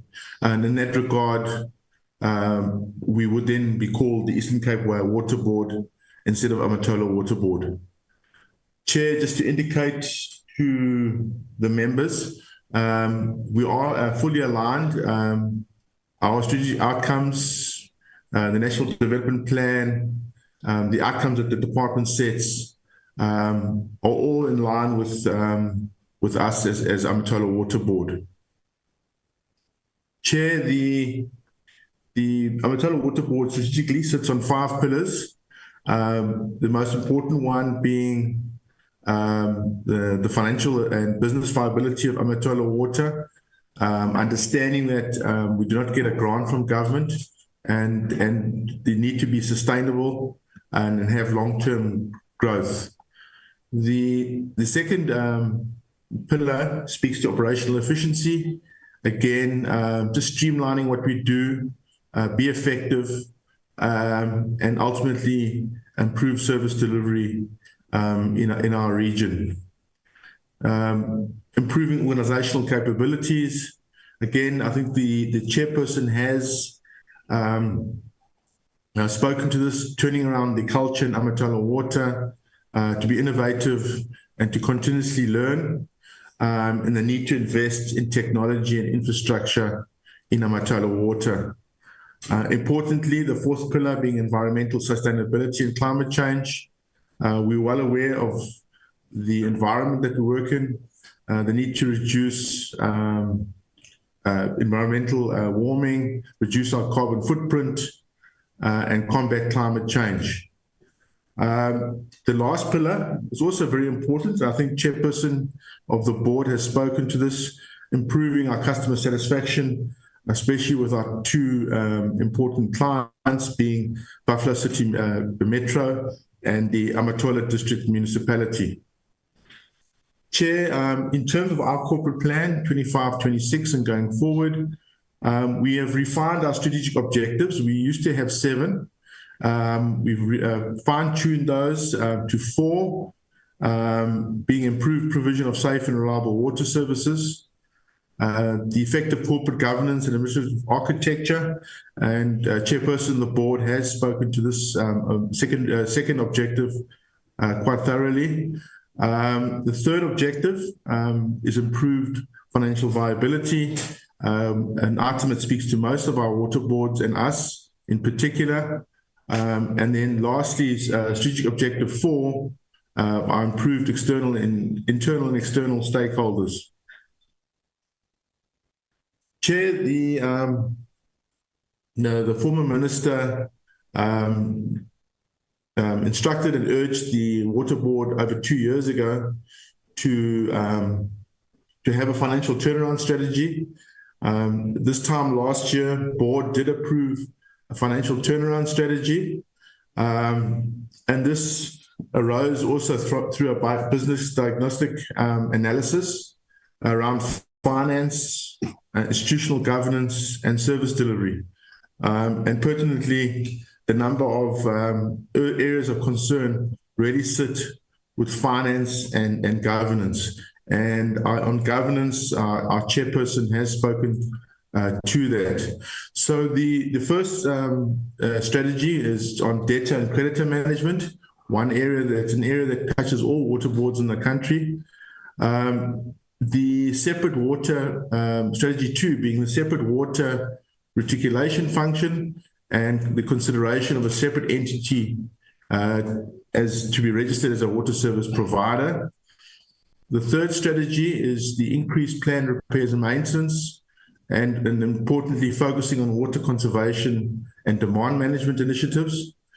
4, determine and implement cost-reflective tariffs. We were found historically not to have cost-reflective tariffs. 5, importantly, to assess the return on investment and look at the feasibility of capital projects identified and the affordability of proposed funding structures. 6 is to restructure and reduce employee-related costs, with our organogram last being reviewed and approved in 2017.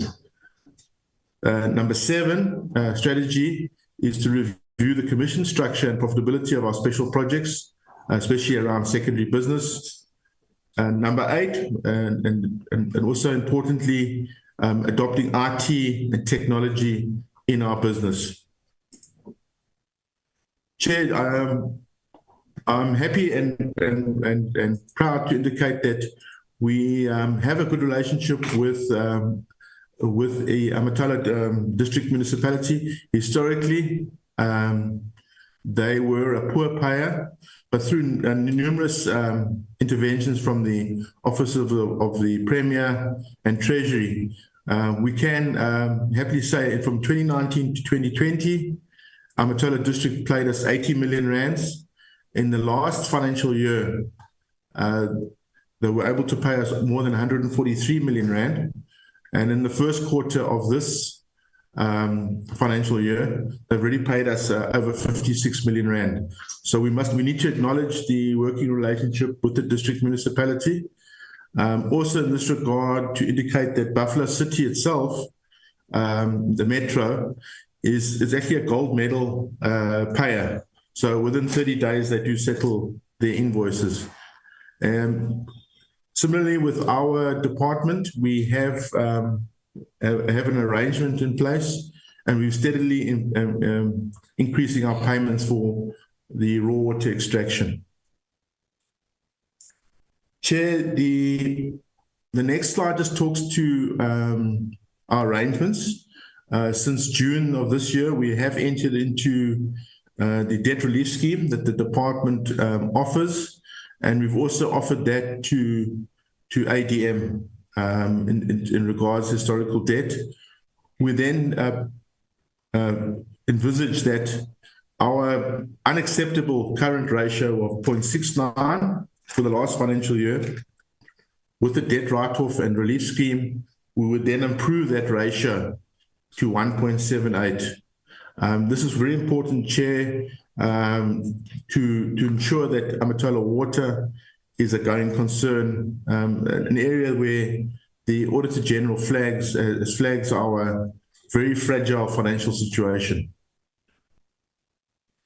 Chair, we have had discussions on the reticulation function.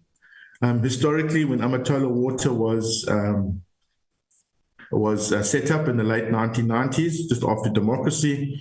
We took over which we call secondary bulk, but it's really reticulation in the municipalities that we service. We have calculated that in terms of pipelines. In our books at the moment, we have 768 kilometers of pipeline, and of that, we have 642 kilometers actually is reticulation. And the municipalities themselves receive funding to maintain that. And so what has happened over time is that we've maintained it because it belongs to us in our books.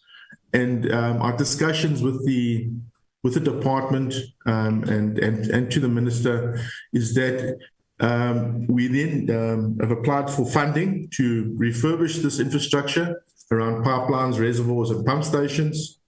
And we envisage that this would save Amatola water over 65 million rand annually.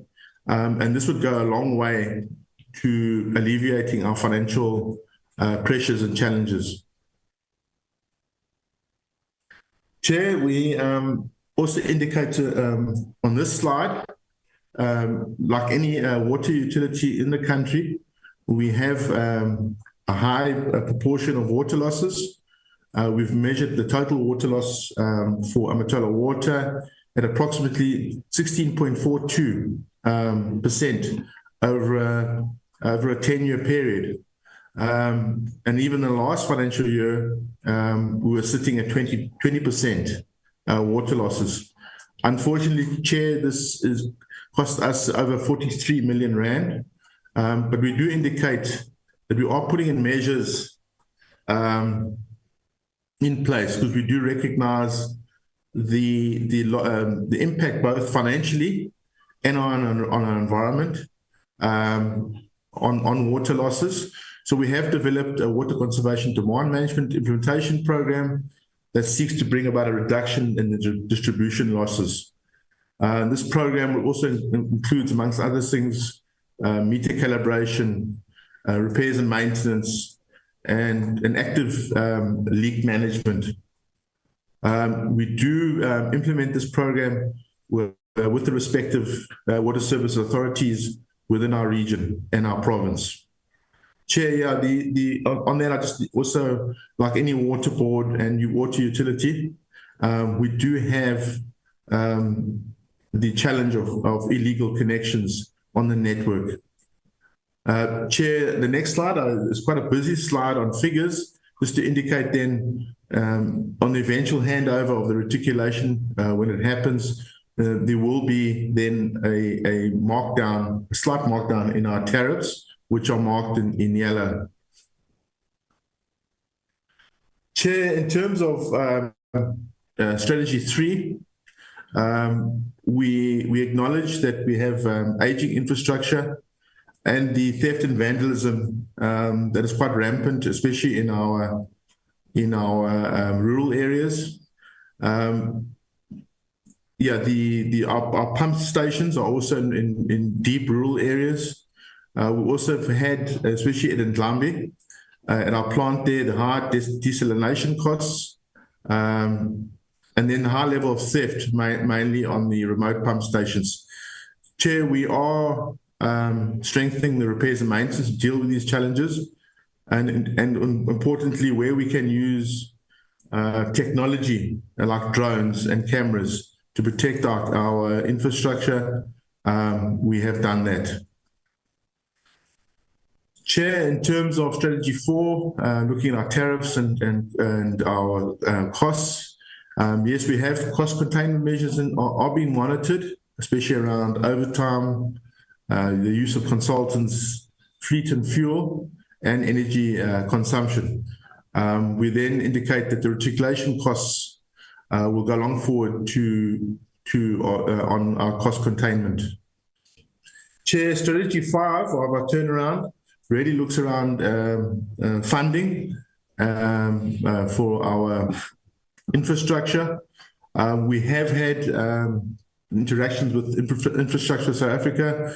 And in terms of phase one, in terms of the Nahoon business case, we do expect to, for the transactional advisor to submit the reports to the BFI by the end of November. Chair, that the Nahoon business case then covers rising mains to Dansani, and then also infrastructure and into the Ducats and Beacon Bay areas of East London. Phase two would then deal with Lang and Sandile. That's inland of BCM, and that deals really with the areas around Conway and our provincial capital in Bishu. And then phase three of the funding and would be around Binfield and Albany Coast. Chair, we are at 80% complete in reviewing our organogram. And again, this would be looking at areas around reviewing the remuneration packages of employees, exploring our service delivery model around centralization and decentralization, and then consider outsourcing and insourcing of resources. But we expect board to consider this item before the end of November of this year. Chair, in terms of strategy 7, ready to look at how do we recover our costs around the secondary business, so we don't, so the primary business doesn't subsidize the Section 30 operations. But just to indicate that we have been widespread in secondary business, whether it's Kirkwood and Patterson in the western part of the province, all the way to the eastern parts of the province in KSD, where the presidential intervention project is happening, and also to recover costs around our Department of Education project. Mr. Jackson, my apology. Can you conclude, please? Yes, I'm about to conclude, Chair, just to indicate our achievements around service delivery and operations, the strategic partnerships that the chairperson of the board has alluded to, our organizational performance and governance. Again, Dr. Sharpley has spoken to that. Chair, in terms of the current challenges, I've spoken to that around aging and inadequate infrastructure, the delays in project implementation, our financial constraints, and unplanned maintenance demands in our operations. Chair, and then, yeah, I'm going to go on to the next slide. We've spoken to those. Chair, and then just to close, we would like to appreciate the support that we get from the department and from the ministry. Thank you, Chairperson. Thank you very much. Minister, do you want to conclude before we start with questions? Chairperson, let's not conclude. Let's allow the members to proceed so that before they run for other commitments. Thank you, Chairperson. Thank you very much. Honourable Reddy, 3 questions, please. Yeah. Thank you, Chairperson. And I want to thank the DG and Sis Togo and all the presenters for that enlightening presentation this morning.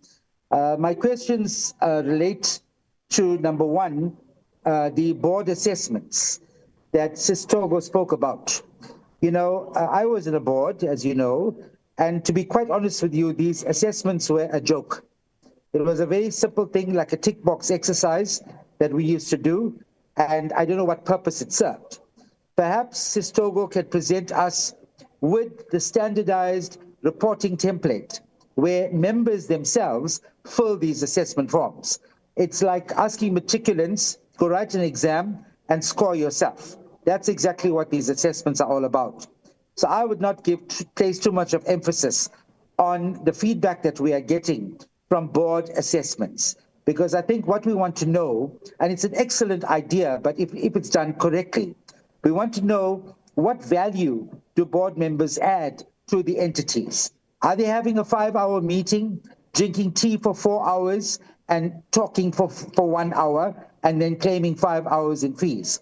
So these are kinds of details that we probably need through an independent source that will assess what the board members are actually doing and what value add it is bringing to the entities. Secondly, customer feedback, I think, is absolutely critical, Chair. Customer feedback in a real sense, where all our customers can give us feedback on our water boards and their performance. I think if we embark on a program like that, we would be able to get a critical view from the customers on exactly how our boards are performing, particularly in respect of liaisons with customers. And finally, Chairperson, the issue of Vaal Central. I think we would all be failing in our responsibility if we did not focus on this entity, because this covers areas like Pura Dichaba, in the old Kwakwa, Machabeng municipality, Maluti Apafong, Northern Cape. These are areas that have systemic issues with water supply. And even as we speak, I don't care much about unqualified audit opinions, because unqualified audit opinions doesn't mean that the water is being delivered. So what I'd like to know is perhaps if Vaal Central can touch on this merger. They've mentioned it a little bit, but what are the real challenges? And you don't have to answer because you think these are the answers that we as MPs want to get. What is the real challenges that's being faced in these mergers? And later on, Chair, perhaps we can also look at the merger between Umgeni Water and Utukela Water to see whether these mergers are in fact delivering services, proper services, improved services to the customers. Thank you very much, Chairperson, and thank you very much to the presenters. Thank you for the opportunity. Minister? No, thank you so much, Honorable Reddy. You look handsome with your red tie. Thank you so much, leadership. Let's agree, Chairperson, that the issues of the board assessments, like our team has referred to, it is not a new matter. These are the things that are required in terms of the King's Code. And when members of the board are being assessed, they are not only assessed in a vacuum, they are assessed in terms of the KPIs that are in the main find in the corporate plan, which then constitute the issue of the shareholders' compact. There is an expectation that members of the board are people that are upright, they're ethical, and when they do assess themselves, they assess themselves in totality on the KPIs that are there, including independent reports like audit reports. But I think, Honorable Reddy, we are absolutely correct. We need to up the game. We need also to bring in issues of independence.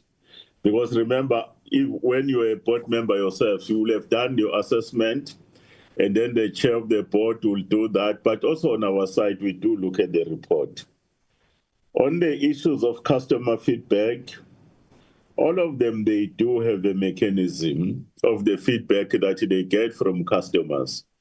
But probably the biggest issue, Honorable Reddy, is that there are too many platforms in which that must be used to reach out to customers. A number of boards, they do liaising with communities, like you used to do it yourself, and you used to do it well for us when you're still a member of the board. They're responsible for water services there. But there are a number of platforms.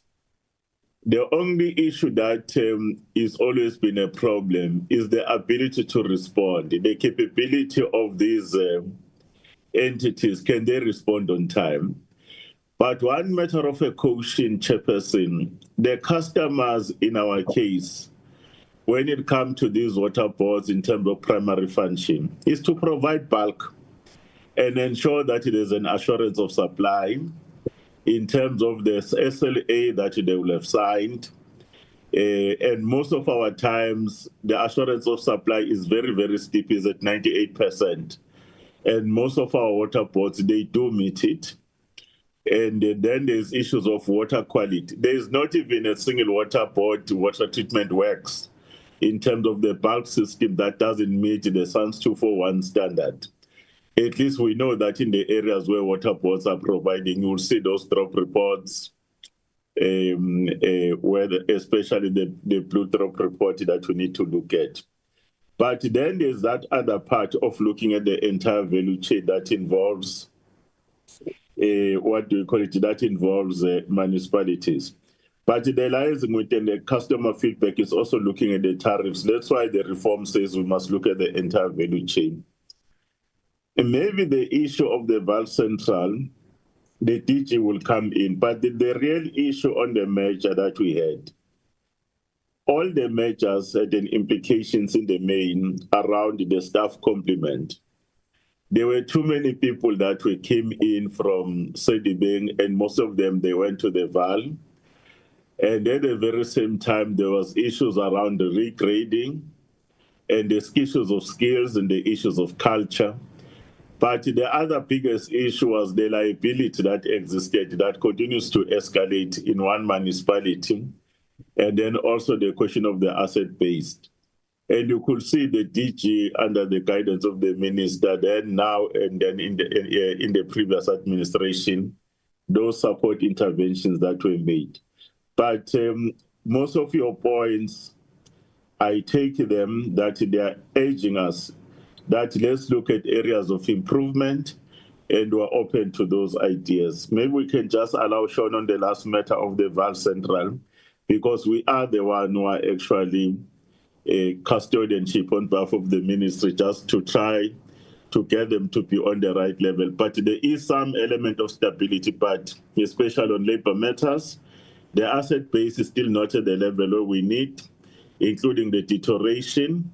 And then the worst case is Machabeng that is unable to spend. That's why all these water boards, Chairperson, in as much as we say we must be stringent around credit control, but we're looking at mechanism now to help these municipalities. If we don't help them the way Rainwater is trying to help, Umgen is trying to help eThekwini, these municipalities, you can be able to say pay, but they will default. Therefore, when you look at the entire system, you invest assets there, you take over the issues of the billing system and the ring fencing of that particular money, you know that after 15 years, you can be in a position to bring back your own money. With your permission, DG can come through quickly, Chair. Thank you, DG. Thank you, DM. Talking specifically about the merger of Vaal Central and Sedibeng Water, we really didn't have any choice at the time. Sedibeng Water was bankrupt. We approached National Treasury for permission to give Sedibeng Water a bailout, and they gave us one approval to give Sedibeng Water a bailout, and then we approached them again for a second bailout because they quickly went back to bankruptcy again. The National Treasury refused to give us a bailout or to allow us to reorient any of our other budgets to give Sedibeng Water a bailout. So what we were facing is a situation where Sedibeng Water was going to collapse financially, which would have meant it would have stopped providing water to all the municipalities that it provided water to. So we had no alternative at the time but to merge Sedibeng Water with another water board, and the ones that it made sense to do so with were Vaal Central and Magalies. We knew that it would create difficulties for Vaal Central and Magalies, but particularly Vaal Central. But you have to choose a least bad situation. We had to choose between that option versus allowing the water board to go bankrupt and stop providing water altogether to all the municipalities that it services. The underlying problem, as indicated by the minister, is the non-payment by municipalities of the invoices to Sedibeng and now on a continuing basis to Vaal Central, particularly Machabeng. And that informs all the actions that we're taking, including as a last resort the withholding of the equitable share, because that is the key issue that we need to address to enable Vaal Central to improve. Thank you, Chair. Thank you very much. Honourable Reddy. That was your responses? Thank you very much. Thank you, Deputy Minister. I think my questions have been adequately answered. We'll pursue these as we go on in committee. Thank you. Thank you very much. Honourable Moore. Thank you, Chair. Apologies, I am driving to the airport for the oversight, so I'm not going to turn on my video. A thank you to the presenters, to the department, and to the Deputy Minister for the presentations. Chairperson, I'd like to talk on 3 points. The first is what is quite clear from these presentations, whether low risk, medium to high, or high risk, is that our problem with local municipalities is not solved.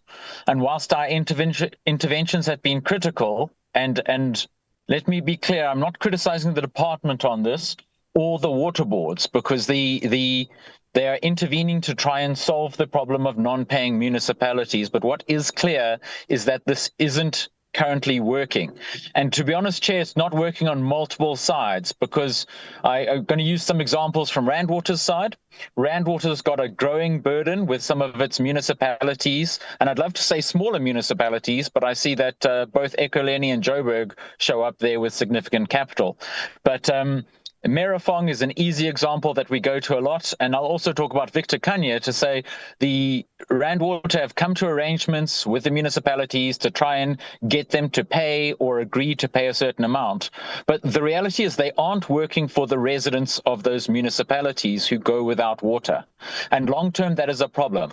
Now, that's not a criticism of the intervention from the water board or from the department, but the reality is that if residents are not getting water, then we are not succeeding. And on this issue, it is very clear that we are not succeeding. Chair, the second thing I'd like to talk on is a concern. What I'm hearing from a lot of the presentations is that we are moving beyond being bulk water providers, and we're moving quite significantly into the municipal reticulation space, whether it's from SPVs or additional maintenance or a variety of things. And I can only appreciate that we are leveraging the different entities that we have in order to assist this problematic area.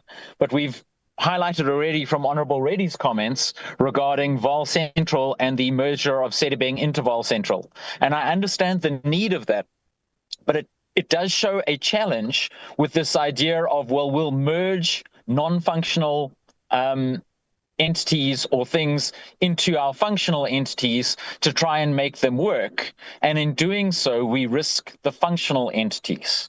So I have a concern, and I'd love to hear from particularly the Deputy Minister as one of the big experts, potentially the DG as well.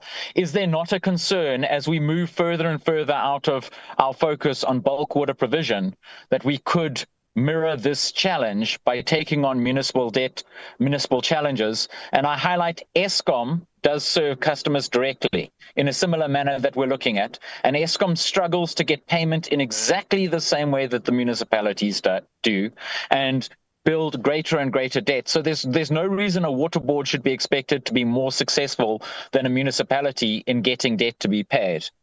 And finally, Chair, just an out of interest.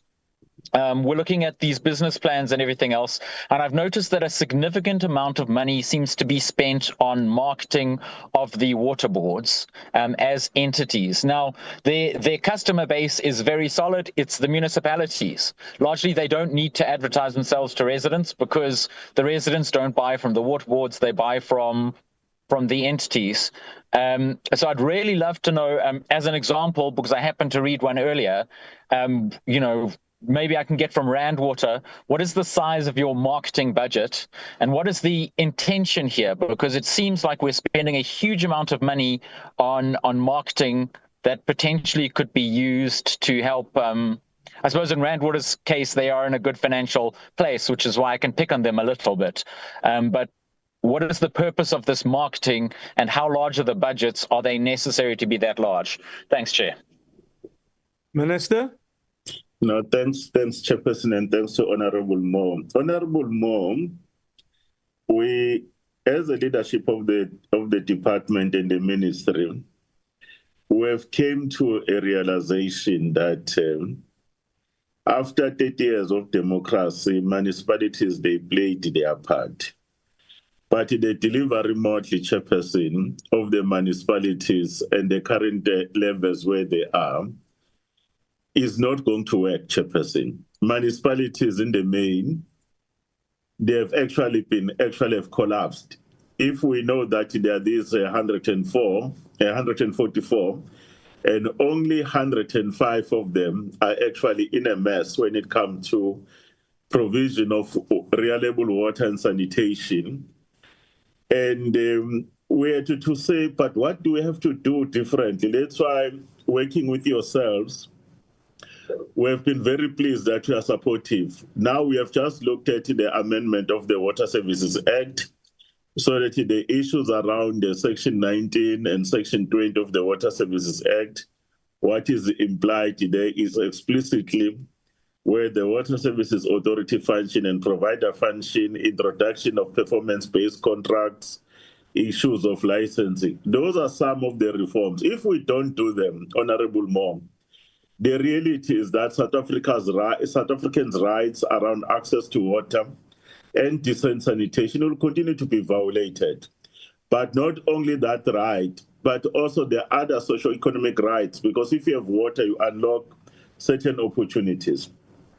One of the things I said when we said SPVs, they need to be done, Honorable Mom, SPVs will not be approved or supported by National Treasurer without a due diligence, Honorable Chairperson. Some of these water boards, not all of them, they can do an SPV. It depends on the balance sheet, but it also depends on the capability that is there, but also the ability of that municipality that it will actually have the clientele that whatever investment that is going to be made over a period of time, you'll be able to get your investment back.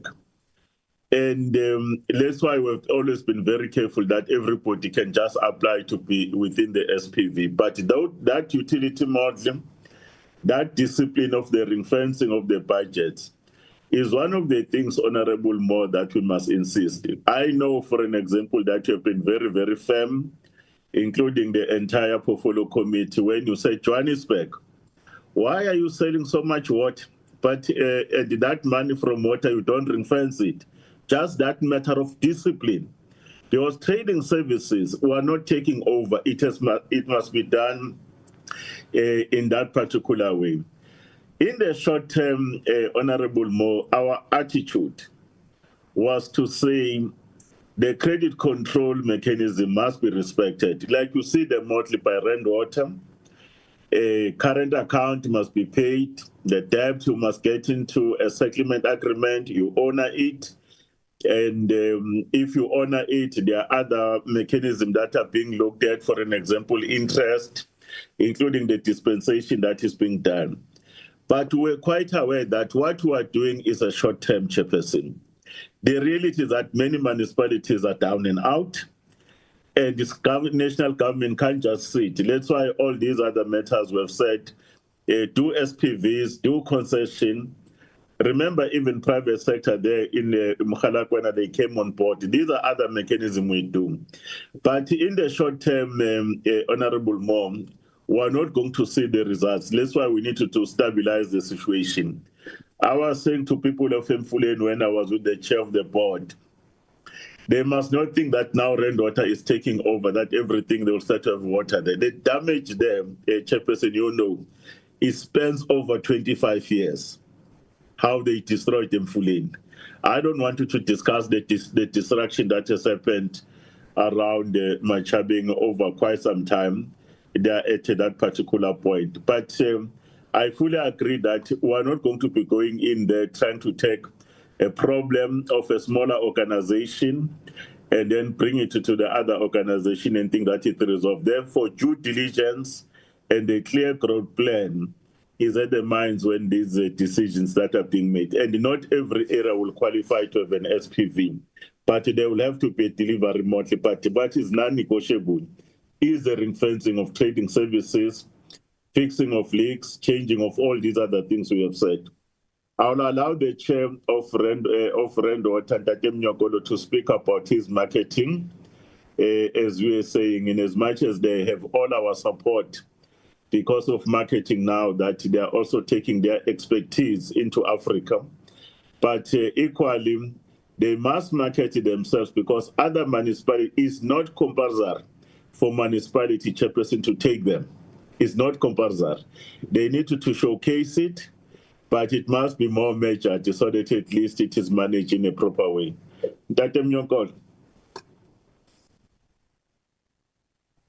you, TM. Of course, the purpose of our marketing is also to influence the national discourse. I'll give a typical example to you, Honorable Moore. Water boards have been blamed for challenges and failures of municipalities. Water boards have been blamed when they engage in maintenance of their infrastructure. Last year around this time, we indicated as Randwater that we'll be maintaining our infrastructure during the almost just before the Christmas period, from the 16th of December. And we are accused that people are going to have a Black Friday, a Black Christmas, because there'll be no water. So the marketing is also intended to turn around and change the perception of people around Randwater, but also the whole water sector. Now there's a perception and rather an appreciation that maintenance has to be done, and maintenance assists in future water challenges. And that's the purpose. I would not be able currently to give the actual figures. I'll just check if the CE is here or the GCFO is here. But the intention is also to turn around or change public perception. Of course, we are not marketing ourselves to our customers, but we are marketing on indicating and stating facts around the good work that we are doing. Nobody would have known that we launched the biggest water treatment plant in the last 30 years, which is Station 5A, if we did not inform the public. It's important that the public also knows that the government is delivering services, that we are maintaining our infrastructure, we are building new infrastructure, and we are not just blaming municipalities also, but we also assisting municipalities in terms of the challenges that they have. We don't see, and I want to also to take up the issue of the SPV, if you allow me, Honorable Chair. We don't look at the SPV as a debt relief intervention.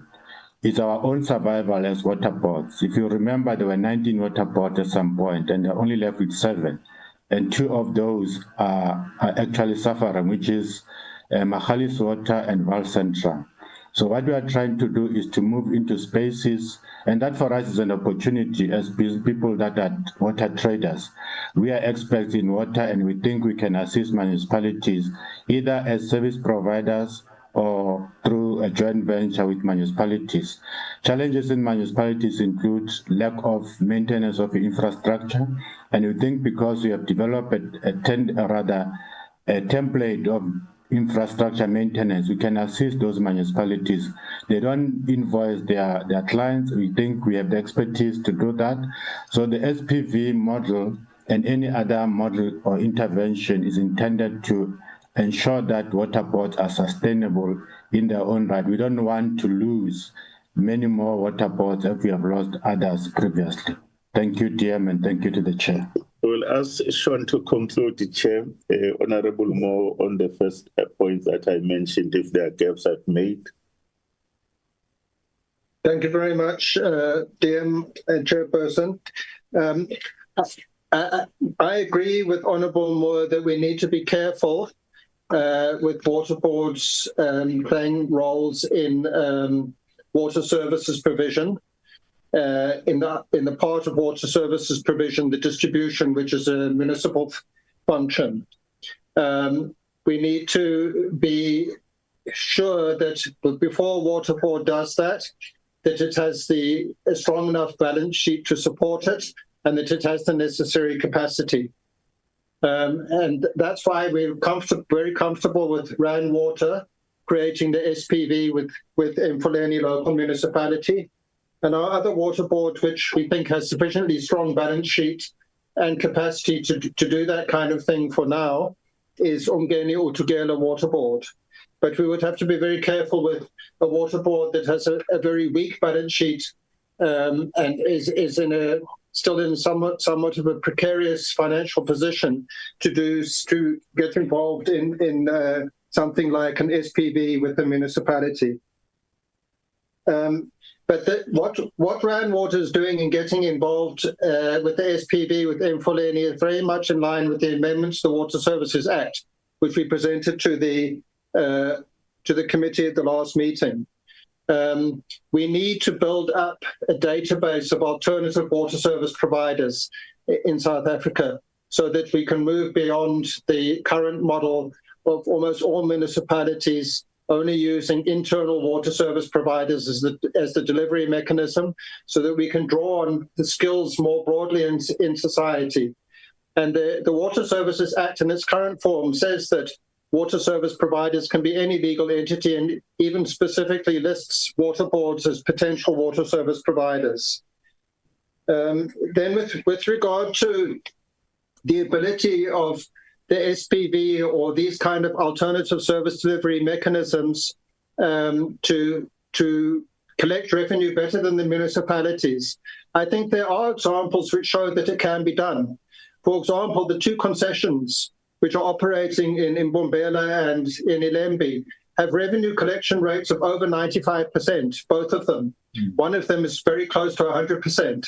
And the areas where they provide services include poor areas as well. Whereas the average for municipalities countrywide for revenue collection rates is somewhere closer to 50%. So you can see from that example that there is huge potential to improve billing and revenue collection and to reduce non-revenue water.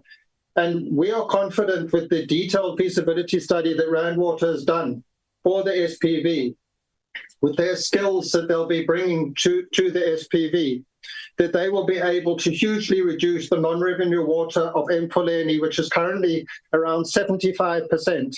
If they can reduce that to something much closer to the norm of 20 or 25% or even less, that will free up huge resources to be able to improve the services and to make it financially viable and sustainable for the SPV to provide the service. Thank you, Chair. Thank you very much. Honourable Moore. Thank you, Chairperson. I appreciate it. I am very much, I think, aligned with the intentions behind most of the efforts, including the amendments to the Water Services Act, and I think that's very exciting. I think the reality is we have to keep our eye on the ball, and as this committee, we need to understand that we need to support the initiatives being done so that when we engage with our colleagues, particularly in COGTA or other elements, the finance department, we need to be ready to champion these reforms because as has been plainly put by Deputy Minister Mahlobo, we need these to work. So thank you, Chair. I'm happy. Thank you very much. Honourable Ditebe.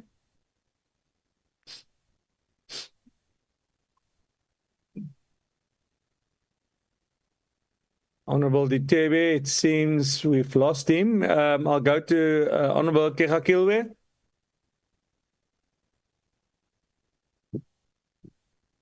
Thank you, Chair, and good morning, DMs. DG and the team, chairpersons from the boards and their delegation. Good morning, honorable members. Chairperson, let me also appreciate all the presentations and applaud all the boards for submitting their corporate plans. I'll just be fast, Chair. Chairperson, under the ministerial directives for Vaal Central, they are expected to provide 28 networks projects, 42 pump stations, and 9 WWTW at an estimated cost of 4.2 billion. But to date, they've spent about 1.1 billion. My first question with regard to this is, does the board have that 4.2 billion? And if they do have, why did they only spend 1.1 to date? And then the first question, how is the department supporting the Vaal Central water? Because according to the presentation, they are struggling to have a signed memorandum of understanding with the Machabe municipality. And then my last question, Chairperson, is with regard to the National Treasury Review of the municipality, which was presented under Vaal Central, that the debt has grown from 2 billion in 2014 to 19 billion in 2024. And then the municipalities collectively, they owe 116 billion. And the boards themselves, they are owed, the municipalities, they owe the boards 116 billion. And them municipalities, they are owed 340 billion.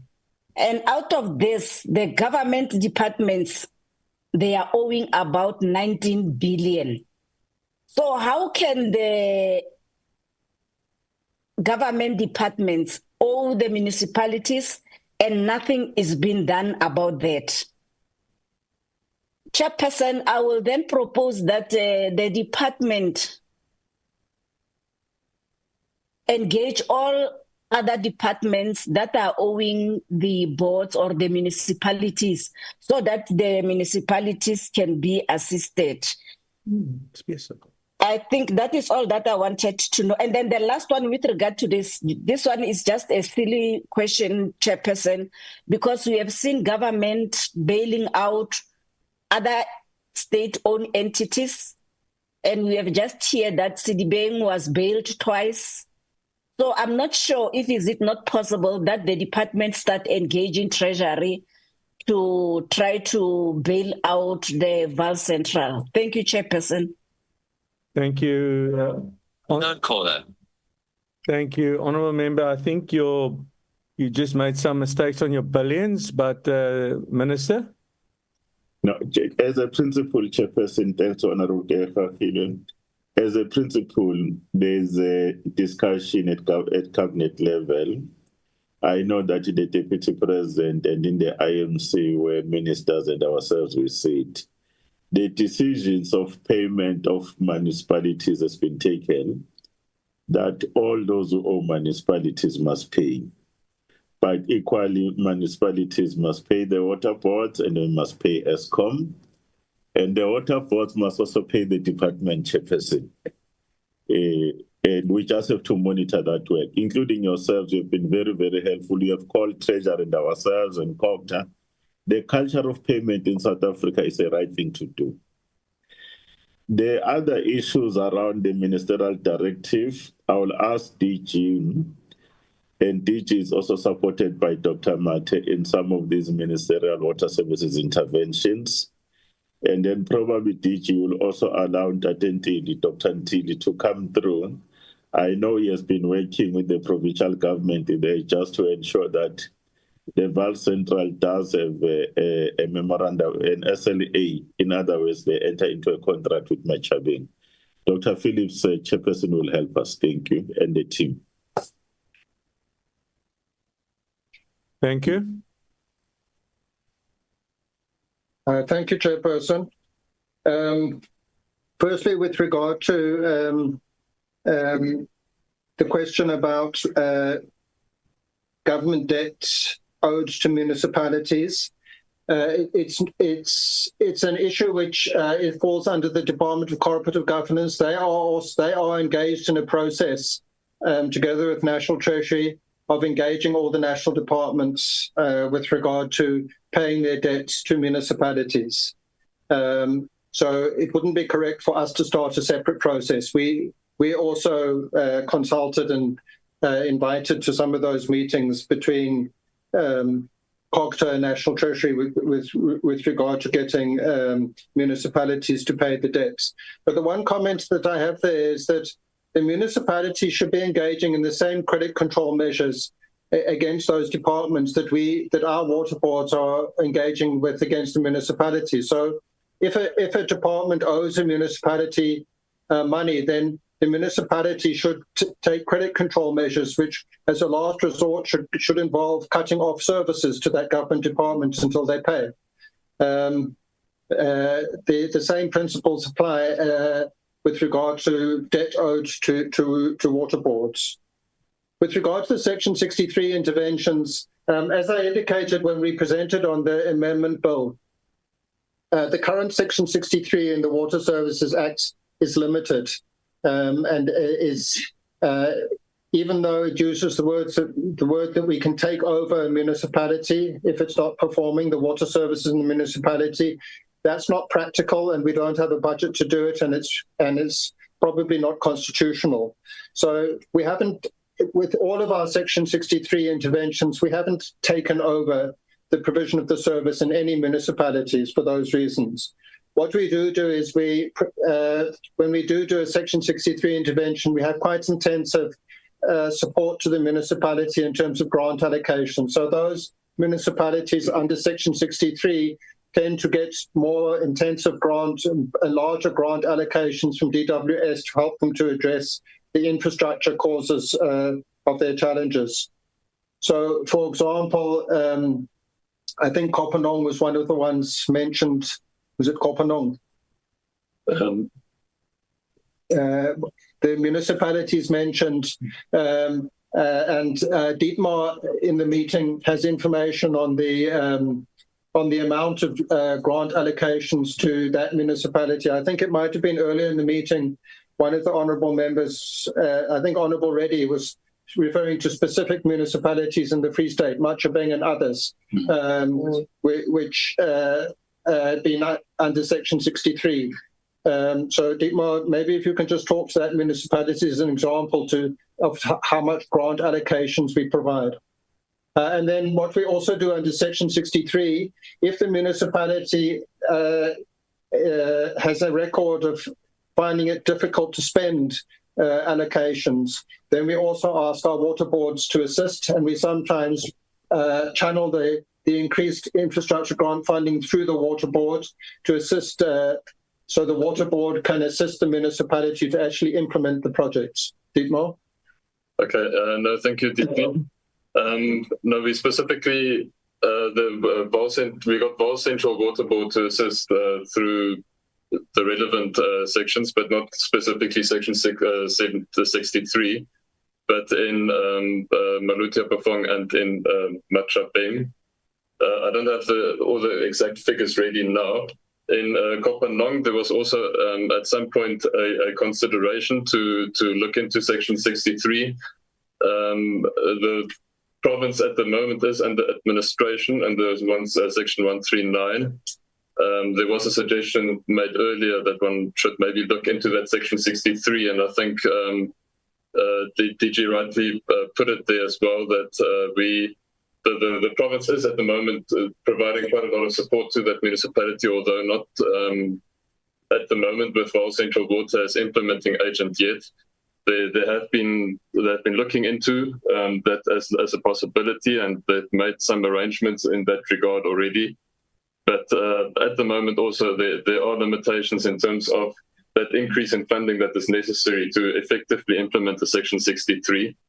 So for Kopanong, we have been supporting, we've almost spent almost 100 million rand in the last couple of years, and 30 million rand in the next years allocated to that municipality, and the province is supporting the municipality to implement those grants.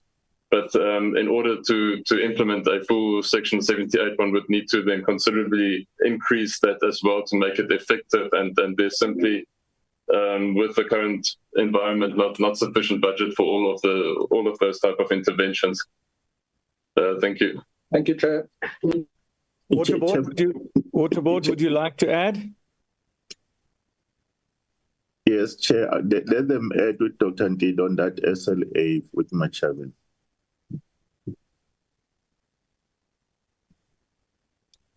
Ma'am Chair. Yes, DM, thank you, Chair. Yeah, we still are engaging through the Department of Water and Sanitation in regard to the SLA with Machabeng. As you know, that we really have challenges in terms of relationship with Machabeng.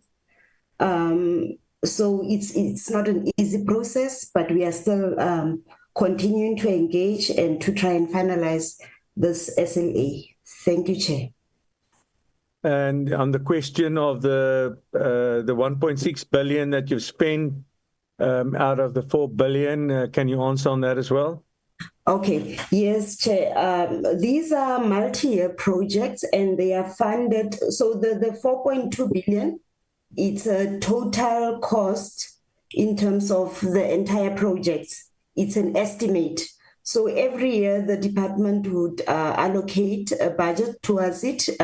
So these are multi-year. It's not a once-off budget, the 1.2 million. So they are funded through a multi-year fiscus. Thank you, Chair. And then the question on the growth of your debt, I know it's because you had to add another water board, but can you maybe inform the member on that question?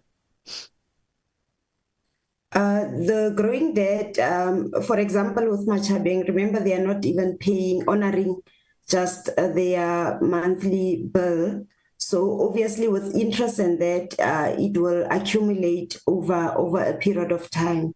So that's why their debt would gradually increase. For example, they need to pay at least per month around 62 million. They only pay 12 million. So with that alone, it escalates the debt. The court made a ruling on that. Is that implemented? I would say the court made a ruling more in their favor than us. So Are it's not existing. Are you taking that on review? Yes, of course, Chair, we are. Okay, thank you. Thank you. Honorable Kegakilwe. Chairperson, thank you. But I am not sure if the municipality, if they are having that money, they will just decide to keep that money without trying to pay their debt.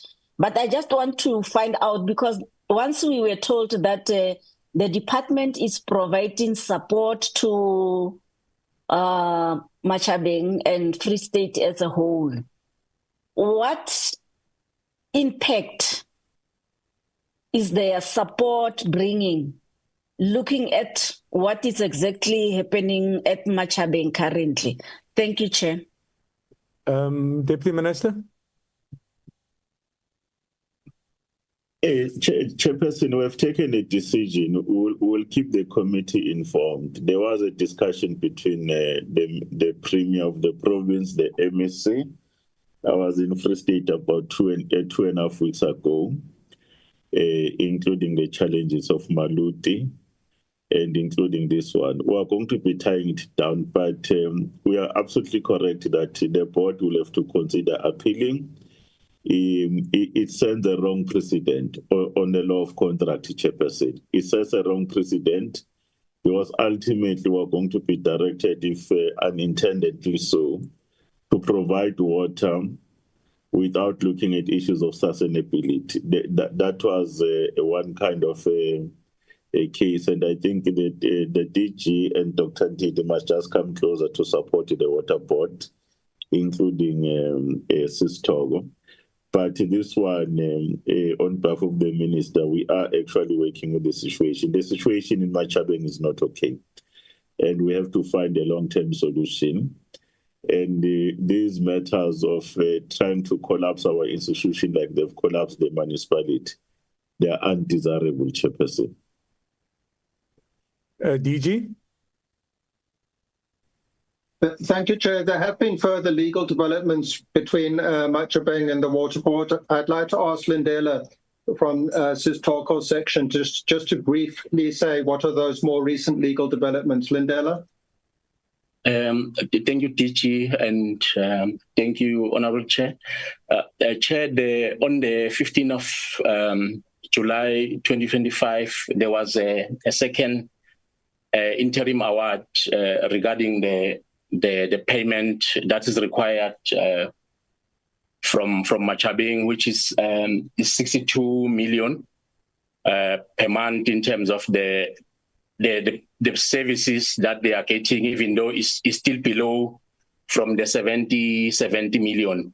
But after that, Chair, the Machabeng has paid 40 million in July, but subsequent to that, they've revert back to what they were paying, the 12 million per month, of which there's a shortfall of more than 50 million per month, Chair. Thank you, DG. So they're in contravention of the latest court order, Chairperson. So can't we lock up someone there before Christmas?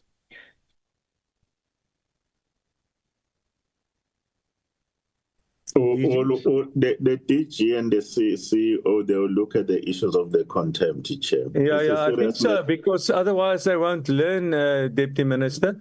If they are in contempt, someone is telling them not to adhere to the court order, and then that person must go to jail. No, we fully agree, Chair, because now we're closer just less than 100 million rands, closer to 9 billion. It's unacceptable. Thank you. Honorable Kega Kilwe. Thank you, Chair, and thank you for all the responses. Thank you. Honorable Ramayila. Thank you, Chair, and good morning to the DM boards present here and officials as led by the DG. Chair, let me start at a point where the DM has said, I'm talking to now Vaal Central. That Vaal Central, they've made a good analysis that it is a high risk.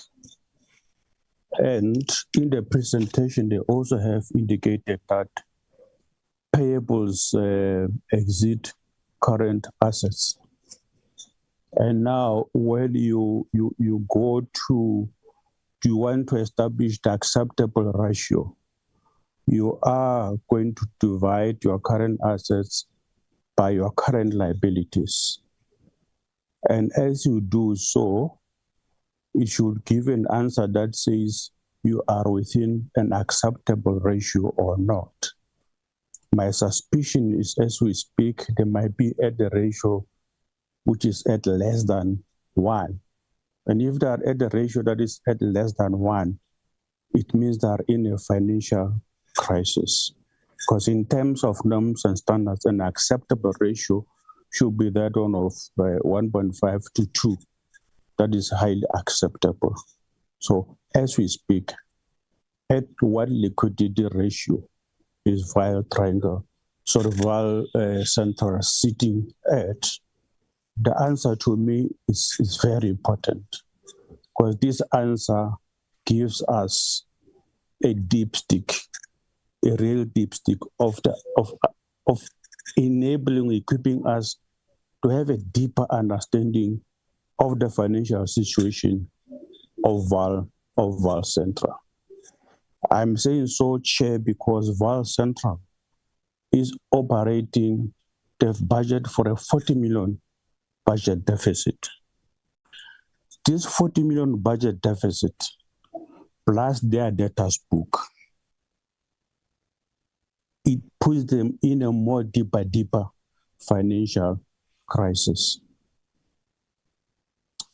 And once you are in a situation where your payables exceed your current assets, it means you need additional capital, because operationally you can't operate with what you have. You need additional capital.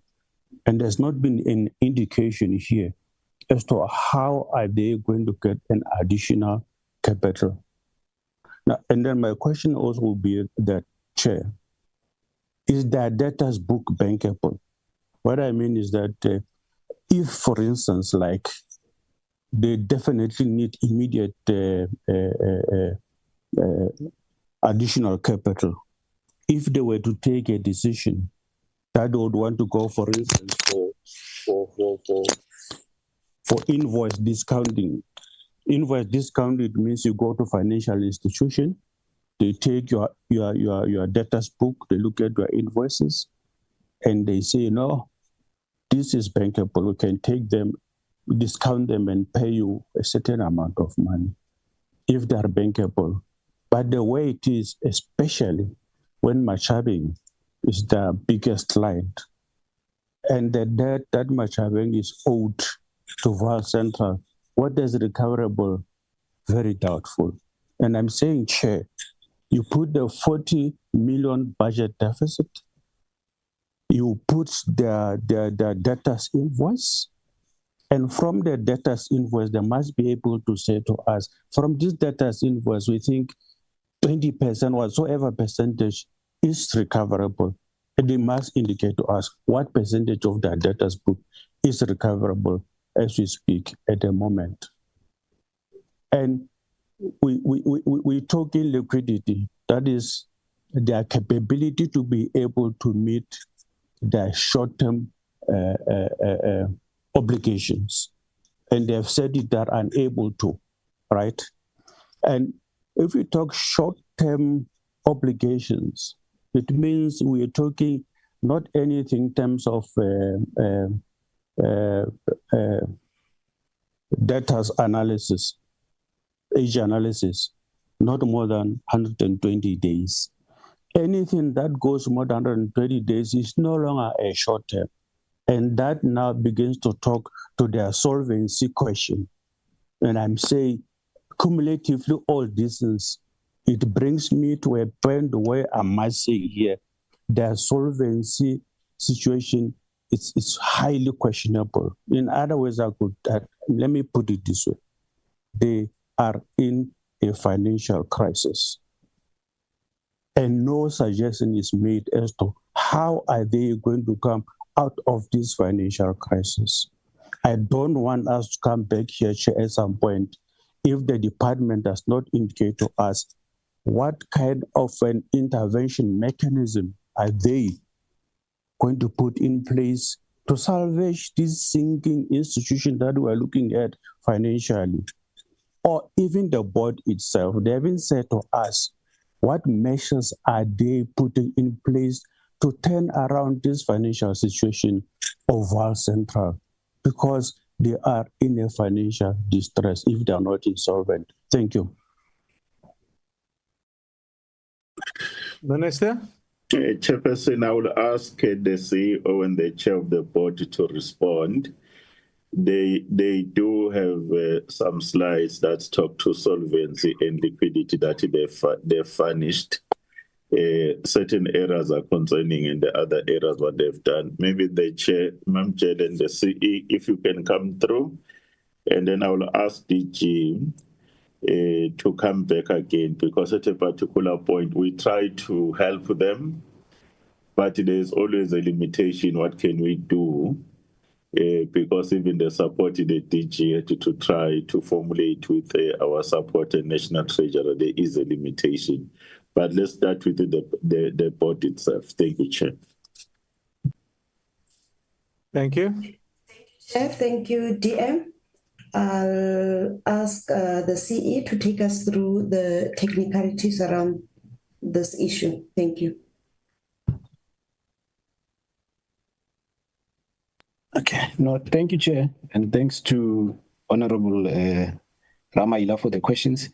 Chair, I think in terms of the solvency and the liquidity ratios, we agree that Vaal Central, when we merged with Citibank, we're in a worse off position, Chairperson, and with all the interventions that we're putting in place, we're slowly climbing back to the acceptable ratios. You would note that, Chair, that when we, in our slide that talks about the solvency and liquidity, in 2022, when it was still Bloom Water, the ratio was sitting at 4.4. After the merging, then it went down 1 and 1.2. And in this current financial year, we're indicating that we've gone back to 2.4, which means that there's a slight growth as well as some interventions that we're putting in place, which I'll talk to just now, Chair. I think also in terms of the liquidity ratio, when we were still Bloom Water, we're sitting at 2.5. after they made the incorporation of CDB, we went down to 0.3 and 0.5. We have now steadily climbed up again to 1.1, and it is largely because of the intervention that the department has made in terms of the write-offs of the debt that was owed by the former CDB to Vaal Central. So we're sitting at about 1.1, Chair, in relation to the solvency ratio. But I think in terms of the interventions, Chair, I think that's what is important. There are a number of interventions, Chairperson, that we've actually put in place as the Water Board itself to try and see how best can we then deal with this. And you would know, I think also DM, in one of your remarks, you also indicated some of these. We are, because of the legislation that we had to follow, we started with the IGR interventions, Chairperson, which are quite taking some time, but we are still implementing them. And I think the minister has also intervened together with the provincial premiers of both Northern Cape and Free State in relation to the meetings that we have with the municipalities to try and ensure that they understand the value of paying, because our major concentration risk or our client base is actually municipalities. And if municipalities are not paying, therefore the Water Board will actually not be able to move. We've done the Section 4.5 restrictions, Chairperson, like we've indicated, and we must also indicate that this process is taking quite some time, because on its own, for you to implement it, you need at least minimum 45 days, which is something that we do, especially with a municipality like Chairperson. The other intervention that we've put in place is the invoking of the Section 216, where we hold the equitable share. And I must also indicate, Chair, that in relation to the municipality in question, it is not bearing the fruits that we would want, where they would actually, because part of the condition of the Section 126 is that they must be able to honor their current account at least for 3 months in functions. But with Machabeng, we always find it very difficult. They will only pay a significant amount when the equitable share is withheld, and then the following 2 months, they will then subsequently default back. And this is the to the point that the department has indicated, where in relation to the arbitration award that we received, Chairperson, initially it was saying 12, we successfully appealed it and we got it to 62 million. We must indicate that they only paid the 40, and that 40 they paid it on the basis that the equitable share was withheld. After the equitable share was then released, they then defaulted back to that 12 million. We have started the process once again, Chair, and I must also indicate that there's a tendency that every time we do the Section 4.5 process, the municipality, on the eve of us implementing it, would then rush to court to interdict the entity from implementing this particular intervention, Chairperson. And it's also creating a bit of a challenge for us going forward, but we are continuously engaging. So we're doing parallel processes. We do the intervention in terms of the IGR process, but we also follow the law in terms of making sure that at least we are able to implement our credit control policies, Chairperson. So I think those are the considerations that we're making. We're also hopeful that the Section 139 intervention that is made by the department, especially in Machabeng, will positively yield some results, where the province has actually intervened in terms of assisting the municipality through a court order. I must also indicate again, Chair, that the municipality was actually refusing that 139 until the province had to take them to court, and the court granted the province that right to implement a Section 139. So we know that there are issues there, but those are issues that we're dealing with. We're continuously engaging the department as well as National Treasury in terms of how best can we then assist or the reforms. How can the operation of legal reforms, how can they assist the entity to ensure that at least there is that fencing of the collection of the amount that they collect from the municipality. We must indicate again, Chair, that the biggest problem that we have with regards to Machabeng is that even their financial management in terms of their billing system has actually collapsed, and we are hoping that the Section 139 process, one of their key functions is to ensure that they revive that particular process, to ensure that at least the billing system of the municipality is actually up and about. We believe that the municipality itself has got sufficient client base that will be able to make it sustainable. It's a question of implementing proper credit control policies, but also ensuring that the billing system is actually working.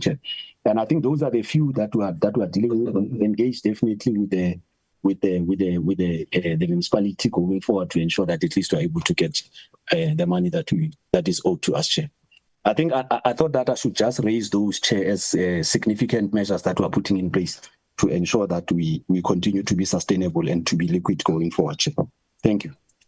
We'll ask DG to conclude, the Chair. Thank you very much, dear Chairperson. Honourable Ramila is correct that Vaal Central is in a very difficult financial situation. Could say a dire financial situation. But the CE is correct that it is very slowly improving compared to where it was. The PC will remember that several months ago, we made presentations to the PC saying that Vaal Central was on the verge of bankruptcy. And we showed graphs projecting that Vaal Central was going to go bankrupt. It's only not bankrupt now because of this slow, slight improvements that the CE is talking about. And when we presented our view that on the trajectory at that time, Vaal Central was going to go bankrupt, we identified the cause of it as the municipalities, particularly Matjhabeng, not paying.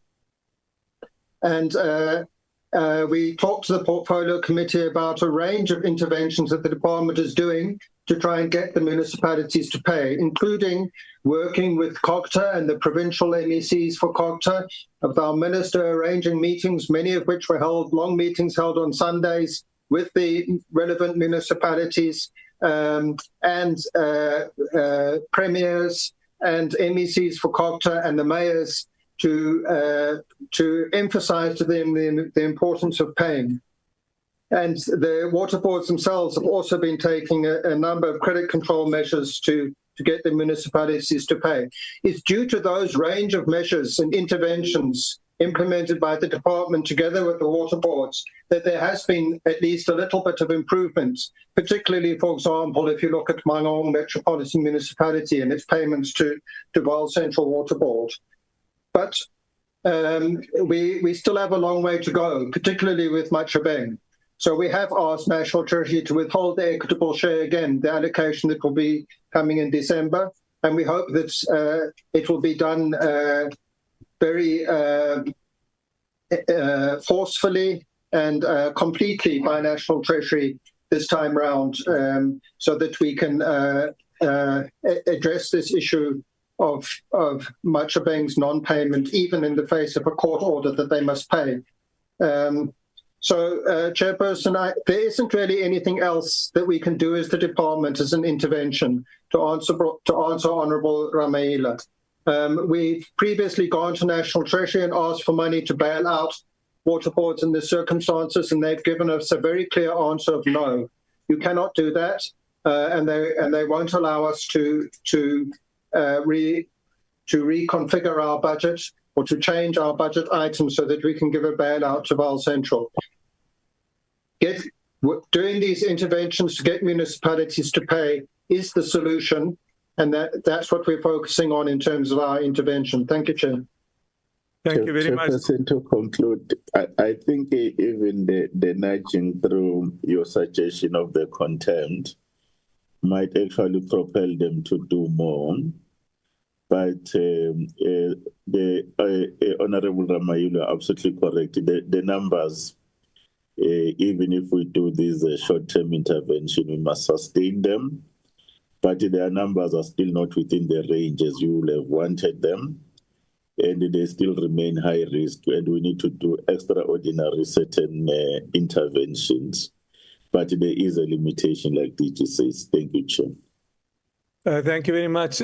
Can I just ask, DG, we have discussions not too long ago in person with the National Treasury concerning the method of what we see, they pay and then they stop to pay and then pay again. Could we maybe ask or can we have discussions with National Treasury to withhold the total amount of equitable share to them? We've got to use one municipality and force them, even if we go to court, to force them to pay, because we are putting, as you've all said, we are putting Vaal Central on risk. And I really think that if they want to go to court again, we must withhold their full equitable share and get that paid over to Vaal Central until they honor their agreements. But we cannot go on like this and allow Vaal Central. They pay one, then skip four, and then pay one again, and that's not going to help us to resolve. And I know it is a very complex situation where we've got a request, but isn't there any other means that the Water Board or the department or the minister can take to prevent National Treasury, and that's a very hard word, prevent them to pay out the equitable share until we get the court to make a ruling on that? I'm just thinking of the way forward to resolve that we can sustain the Water Board in that area. Can I maybe get some comments, or if you don't have those comments, maybe we can have a discussion on that later. Thank you. I do. After the last round of withholding of equitable share, and some of the challenges that were experienced, which we present to the Portfolio Committee, I did have a meeting with senior officials from National Treasury together with our team, with Sis Tolko's team, and the full Treasury team. And we discussed the challenges that had been experienced, including with Machabeng in the previous withholding. And I think it was a very positive meeting with National Treasury. They agreed that they would work with us more closely in future. They agreed that if the municipality gave them reasons why their equitable share should not be withheld, they agreed that they would share those reasons with us in future, so that we could be given a chance to check them and indicate whether they were valid or not, and provide counter evidence before Treasury made any changes to the withholding. So we are quite optimistic, Chairperson, following that engagement with the National Treasury, that it will be done in full this round in December. Thank you. Thank you, Honourable Ramahila. Thank you, Chair, and thank you for the responses. I think as far as liquidity is concerned, the board is really on a borderline, just treating on fine eyes there. But Chair, my point is we can't allow this board to continue to be dragged further down into a dire financial situation because of an incalcitrant municipality called Machabeng. And we don't have anything to do to assist the board in this situation. I'm going to suggest that, Chair, if possible, as a recommendation, summon the municipality to appear before the Portfolio Committee, but equally invite the board Vaal Central to the same meeting, and we discuss with them, and they should maybe there's something they can explain to us. Why are they not able to honor even the agreements that they've signed with the board? But all that I'm saying is, this is a kind of a situation that we can't leave hanging like this forever, not attended to. So I suggest there must be an urgent meeting convened with Machabeng to discuss this matter. Thank you very much. Thank you very much. We'll take up that proposal from you. Honourable Ditebe. Thank you, Chairperson.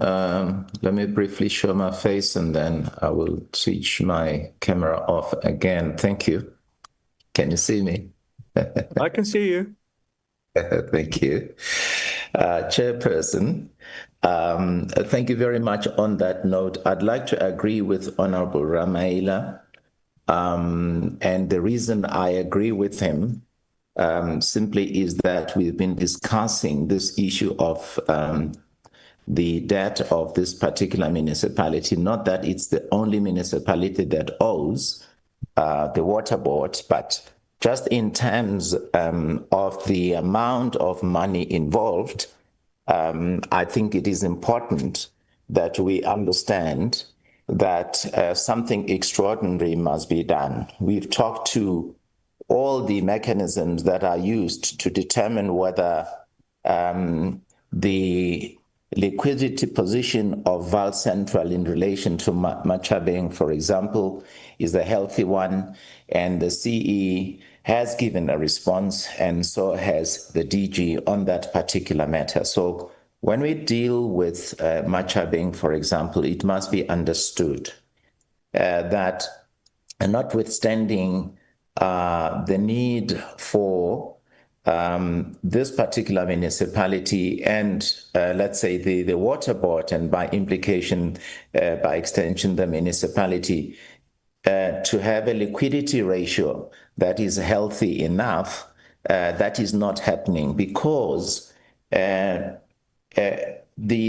small amount of money, which is 12 million rand, instead of 70 million, we must remember that the amount that's got to be paid is 70 million, not even 62 million. But even that 62 million, they are not paying over to Vaal Central. So I agree that they must then be summoned, and that the water board must also appear there, because with all of the discussions that we've had, it's very clear that we're not making any progress.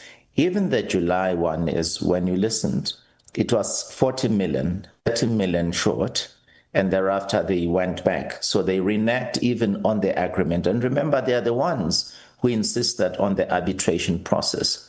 And now, I actually have said before, this municipality continues to engage in lawfare, frivolous, vexatious litigation. And by the way, Chairperson, I live in this municipality. The posture they are taking against creditors, it's not only in relation to Vaal Central, even instances where they have actually settled with creditors, they keep on going to court against them, refusing to pay, etc. And if you want to know, you will see this in the report of the Auditor General. So this, results in fruitless expenditure, because what they ought to have paid, they do not pay. So I would like to suggest that be the case. Now, Chairperson, with regards to what the Water Board, which has been appointed by the department to act, to implement, to make those interventions in terms of Section 6.3, I'd like to know when do they hope that they will complete all of the projects? I do understand that it is a multi-year thing. All of the projects that are due for completion within a short space of time, and the handover, etc. And what is the risk, Chairperson, in the aftermath of the handover of those projects? What's the risk of them being vandalized? And the reason I'm asking, Chairperson, is if you take quite a number of projects, whether it's the Tabong wastewater treatment plant, and it's, I think, over 98% complete at the moment, but it requires energy, electricity. Lo and behold, Machabeng once again owes Eskom 7 billion rand. Now, as a result of that, Eskom is not willing to enter into any agreement with them. So they've got to pay 100 million rand to get that wastewater treatment plant energized, which wastewater treatment plant the department is spending money on. So there is every risk that it will be vandalized, despite all of the investment that's gone into it. There's another one in Kutlwano. Machabe must pay 780,000 rand for that particular plant because it's now 100%. It's only the outfall sewer that's about to be completed. Again, that's got to be paid. If they don't pay that, there's every risk that it will be vandalized. Can you see all of the risk, Chairperson, with regards to this municipality and all the investments that the department makes with all the good intentions? So, Chair, the last one goes to the Amatola. They say that they would like to be the wall-to-wall supplier of bulk potable water to municipalities. What is the actual plan, given also a very dire financial position that the Water Board endures to date? I think they've budgeted for a deficit. When do they hope to then go back into a rather healthier position with regards to their budget, Chairperson? I've heard the comments of the DM with regards to hope being there that they will turn things around, and the Amatola District Municipality, which is a water service authority, and thanks to them that they pay within a period of 30 days. So those are the questions, Chairperson. I think the rest of the other colleagues have dealt with all of the other questions. But just to say to Rand Water in conclusion, the Portfolio Committee Chairperson must express its support in terms of the Section 54 application, in terms of the pertaining to the PFMA that the Water Board has made to National Treasury, so that it can then start providing services in that island of Tanzania, Zanzibar. So I think we need to know if there are reasons why the National Treasury is delaying, why it is delaying, because if you look at what the Water Board is doing, and we have all agreed that it is actually the most liquid, best governed, etc. Not that it doesn't have challenges, but with its intent to even mitigate the risks of bulk supply of raw water from the Lesotho Highlands Water Project and that Zanzibar operation for 10 to 15 years, it is quite clear that it will be able to diversify its streams of income. And Chairperson, lastly, which specific chemicals are they looking at? They've talked about investment in chemicals, which is a very good thing. And have they thought about what happens when lime goes out of supply to the extent that it is finite, it is out of the Northern Cape to them? And of course, there are other chemicals that intervene for them to treat water. That is now to the Rand Water Board. Thank you, Chair. Thank you, Deputy Minister.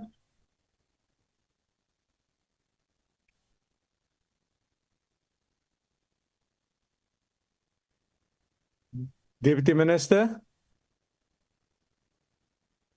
It seems he's not connected. DG?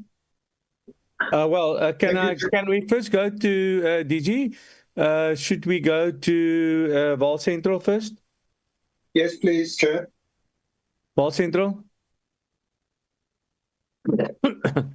Okay, Chair. In regard to the projects that are being implemented and the timeframes as to when they will be completed, including the risk of sustaining the new infrastructure, I'll request the CE to elaborate on that. Thank you, Chair. CE?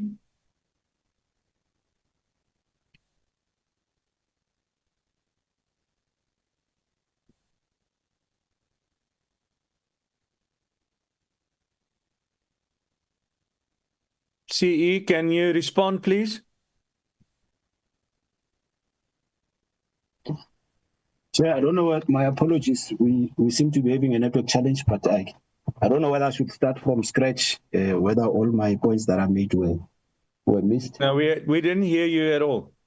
Okay, let me start again. My apologies, Chair. We are still sorting out the connection in the boardroom. I'll use just my computer for now. In relation to the much having question that was raised by Honorable Jitebe in relation to the security of the assets that have been actually been completed, Chair, there is a weekly and monthly meetings that we have with the municipality, which are chaired by the provincial head of the department in the province, Dr. Ntiri, where we discuss the plans as to the takeover or the handing over from the municipalities. And I think one of the plans was also to indicate to them that once the infrastructure has been completed and been handed over to them, it then becomes a responsibility to actually manage the infrastructure from a security point of view, but also from an operations and maintenance point of view. We've developed SOPs that we provide to the municipality once the assets are completed. But I must indicate the risk remains, Chairperson, where the municipality is actually not having sufficient staff members to actually deal with the security, as well as the issues that are related to the operations and maintenance. But that is a work that we are continuously doing and engaging the municipality because the asset belongs to the municipality. So once it has been completed, we then give them ample time before the completion, at least about 3 to 6 months before the completion, so that they can then start their processes of taking over those assets. I think the one of the energy is also a bigger problem that the Honorable Ditabe is talking about, which is a bigger risk, that we run a risk, Chairperson, that if the municipality is not attending to this matter, and it's precisely because of the slide that we had indicated where they are owing the ESCOM as well as us in excess of about 15 billion. Now, ESCOM has decided that they would not give them any additional electricity connection until they settle their account, which is now putting the infrastructure requirements or the infrastructure upgrades that we've put in place into a risk, in a sense that now everything else has been done and completed, but we are unable to energize them. And that for them to be able to energize, they then need that commitment and approval from ESCOM, but ESCOM says they would not be able to. Is being recorded. They would not be able to. Okay. ESCOM says they would not be able to assist them, Chairperson, until they pay their current account. And I think that's something that the department is also engaging the municipality. And we know that there is some intervention that we are trying to put in place with regards to the Department of Energy to find some solutions or interventions with ESCOM to find a way so that the infrastructure development that is done is not actually going to waste. But that matter is also a responsibility of the municipality, and it just shows the dire situation that we find ourselves in with regards to the municipality at hand. Thank you, Chair. Department. Thank you, Chair. I think Honourable Ditabe is correct to ask the question, are we concerned about what will happen to the infrastructure that is funded from the grant once it's handed over to the Machabeng municipality? We are very concerned about it. There's a high risk that it will be vandalized, that it won't have adequate security, and there's also a very high risk that it won't be properly maintained and it will deteriorate rapidly. But I think, Chairperson, that points to the importance of the amendments to the Water Services Act. Machabeng, giving Section 63, under Section 63, giving Machabeng through the Water Board money to develop infrastructure is not the permanent long-term solution. It's a short-term measure to assist with infrastructure backlogs, but it's not going to solve the problem that Machabeng is not securing its infrastructure and is not maintaining its infrastructure, is not reducing its non-revenue water, and is not collecting all the revenue that it should from the sale of water and using that revenue for maintenance and security.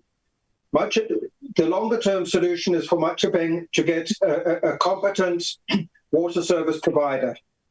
And once the amendments to the Water Services Act, it should be a licensed, competent water service provider on a long-term basis that will address these fundamental issues. Thank you, Chair. Thank you. Amatola, there was a question for you. Thank you, Honorable Chair and Honorable Members. Yes, our first responsibility the past year, Honorable Chair, was to create stability. And we started with consequence management. And we also omitted to mention that we suspended and currently going through DCs with all 10 of the shop stewards, as they were quite disruptive. And we have dismissed an official from supply chain. The next step in our plan, and we do have a 3-year financial turnaround plan. The next step in our plan is to get the basics right, make sure that we sort out, we get more out of Amatola District Municipality. And when we then further to that, when we say, Honorable Member, we want to be wall to wall, we first want to, we are approaching municipalities to be implementing agents on small projects to create a relationship first before we become a water services authority in those areas. And when that relationship grows, we are planning it that within 3 years we get to at least break-even point, and from that point on, we then able to extend our mandate. I'm not sure, Honorable Chair, if we can allow the CFO, if there's anything I've left out. He's welcome.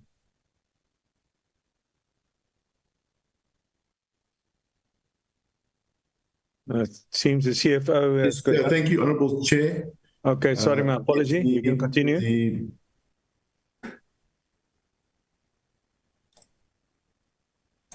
Mr. Jackson. Yes, thank you, Honourable Chair. The board chair has covered me.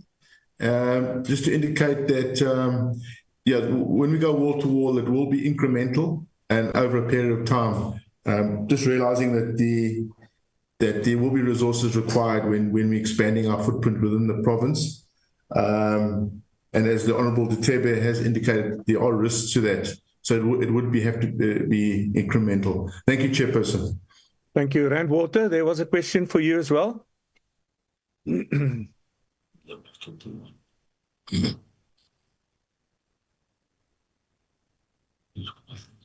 afternoon, Chair. I hope the Chair can hear me. I can hear you. Yes, thank you. Good afternoon. With the permission of the Chair of Rand Water, in relation, Honourable Member Dutebe, in relation to the last part of your comment, I think this is exactly what we're trying to de-risk, specifically as you indicate, in relation to the lime that we get from Northern Cape. If anything were to happen in there, we will be in trouble in terms of that raw material. And in essence, currently, our main treatment regime for coagulation and flocculation, we use poly, PAC specifically. That is the first area and the major area that we're looking at to de-risk, because if we can de-risk ourselves and able to partner to an extent possible, blend that chemical, we will be able to reduce dependency on lime, because when we're on poly, which is the current preferred regime, we don't use lime. So that is the first chemical that we're going to be attending to, which is poly. The second biggest cost driver is our disinfectant. We use chlorine to disinfect as the water leaves our purification works. We are also anticipating that we, going forward, will be able to de-risk that. So specific to your question, Honourable Member, those are the two chemicals, poly, PAC in particular, and chlorine that we are currently focusing on, because the two are the biggest cost driver in terms of our chemical budget. Thank you. Thank you very much. Honourable Dutebe. Chairperson, thank you very much. I think with everything said so far, just perhaps going back to the GCE's response, we would like to indeed commend them for being this forward-looking and anticipating some of the challenges that they will face, particularly because of the vastness of their operations. We look forward, Chairperson, I think one day to having some of the scholars, including perhaps some of the latest laureates in chemistry. As you know, they have made some very important discoveries with regards to water and so forth. So even sequestrating, I think we should be able to do that. Our water, of all the chemicals of environmental concern, Chairperson, the last one on Machabeng, one cannot overemphasize this. If you look at the water board, it owes 1.8 billion rand, and Machabeng owes it more than 8.5 billion rand. So back to the point that Honourable Ramaila made about the liquidity position of the water board, once again, it is important for us to look at this from that point of view, because I know, Chairperson, that such I don't even want to use that word, such unhealthy decisions as to arbitrarily stop paying creditors by municipality. I know they come from the political leadership there. It does not make sense, Chairperson, and I think somebody must be held accountable for all this, because it's an entire institution and its systems that is being destroyed, and we cannot allow that to happen. Thank you. Thank you very much. Colleagues, I'm going to ask the last question to Rand Water. Mr. Masai, if you can't answer me now, I would appreciate if you can maybe just then send it to me. We've got a meeting 3 o'clock with National Treasury and the Auditor General on Joburg Water. Is Joburg Water owing Rand Water money at the moment? No, Chair. The account is up to date. Thank you very much. Colleagues, with that said, thank you very much for the meeting today. We will continue with the department and National Treasury and the Auditor General at 3 o'clock. And please, members, it is important for the committee members to be present so that we can get answers from National Treasury as well as the Auditor General on the sweeping of funds out of Joburg Water. So that meeting will take place 3 o'clock this afternoon. I now adjourn this meeting till 3 o'clock. Thank you and have a nice lunch period. Thank you. Thank you, Chair. Thank you, Chair. Good afternoon. Good afternoon. Thank you. Good afternoon. Thank you.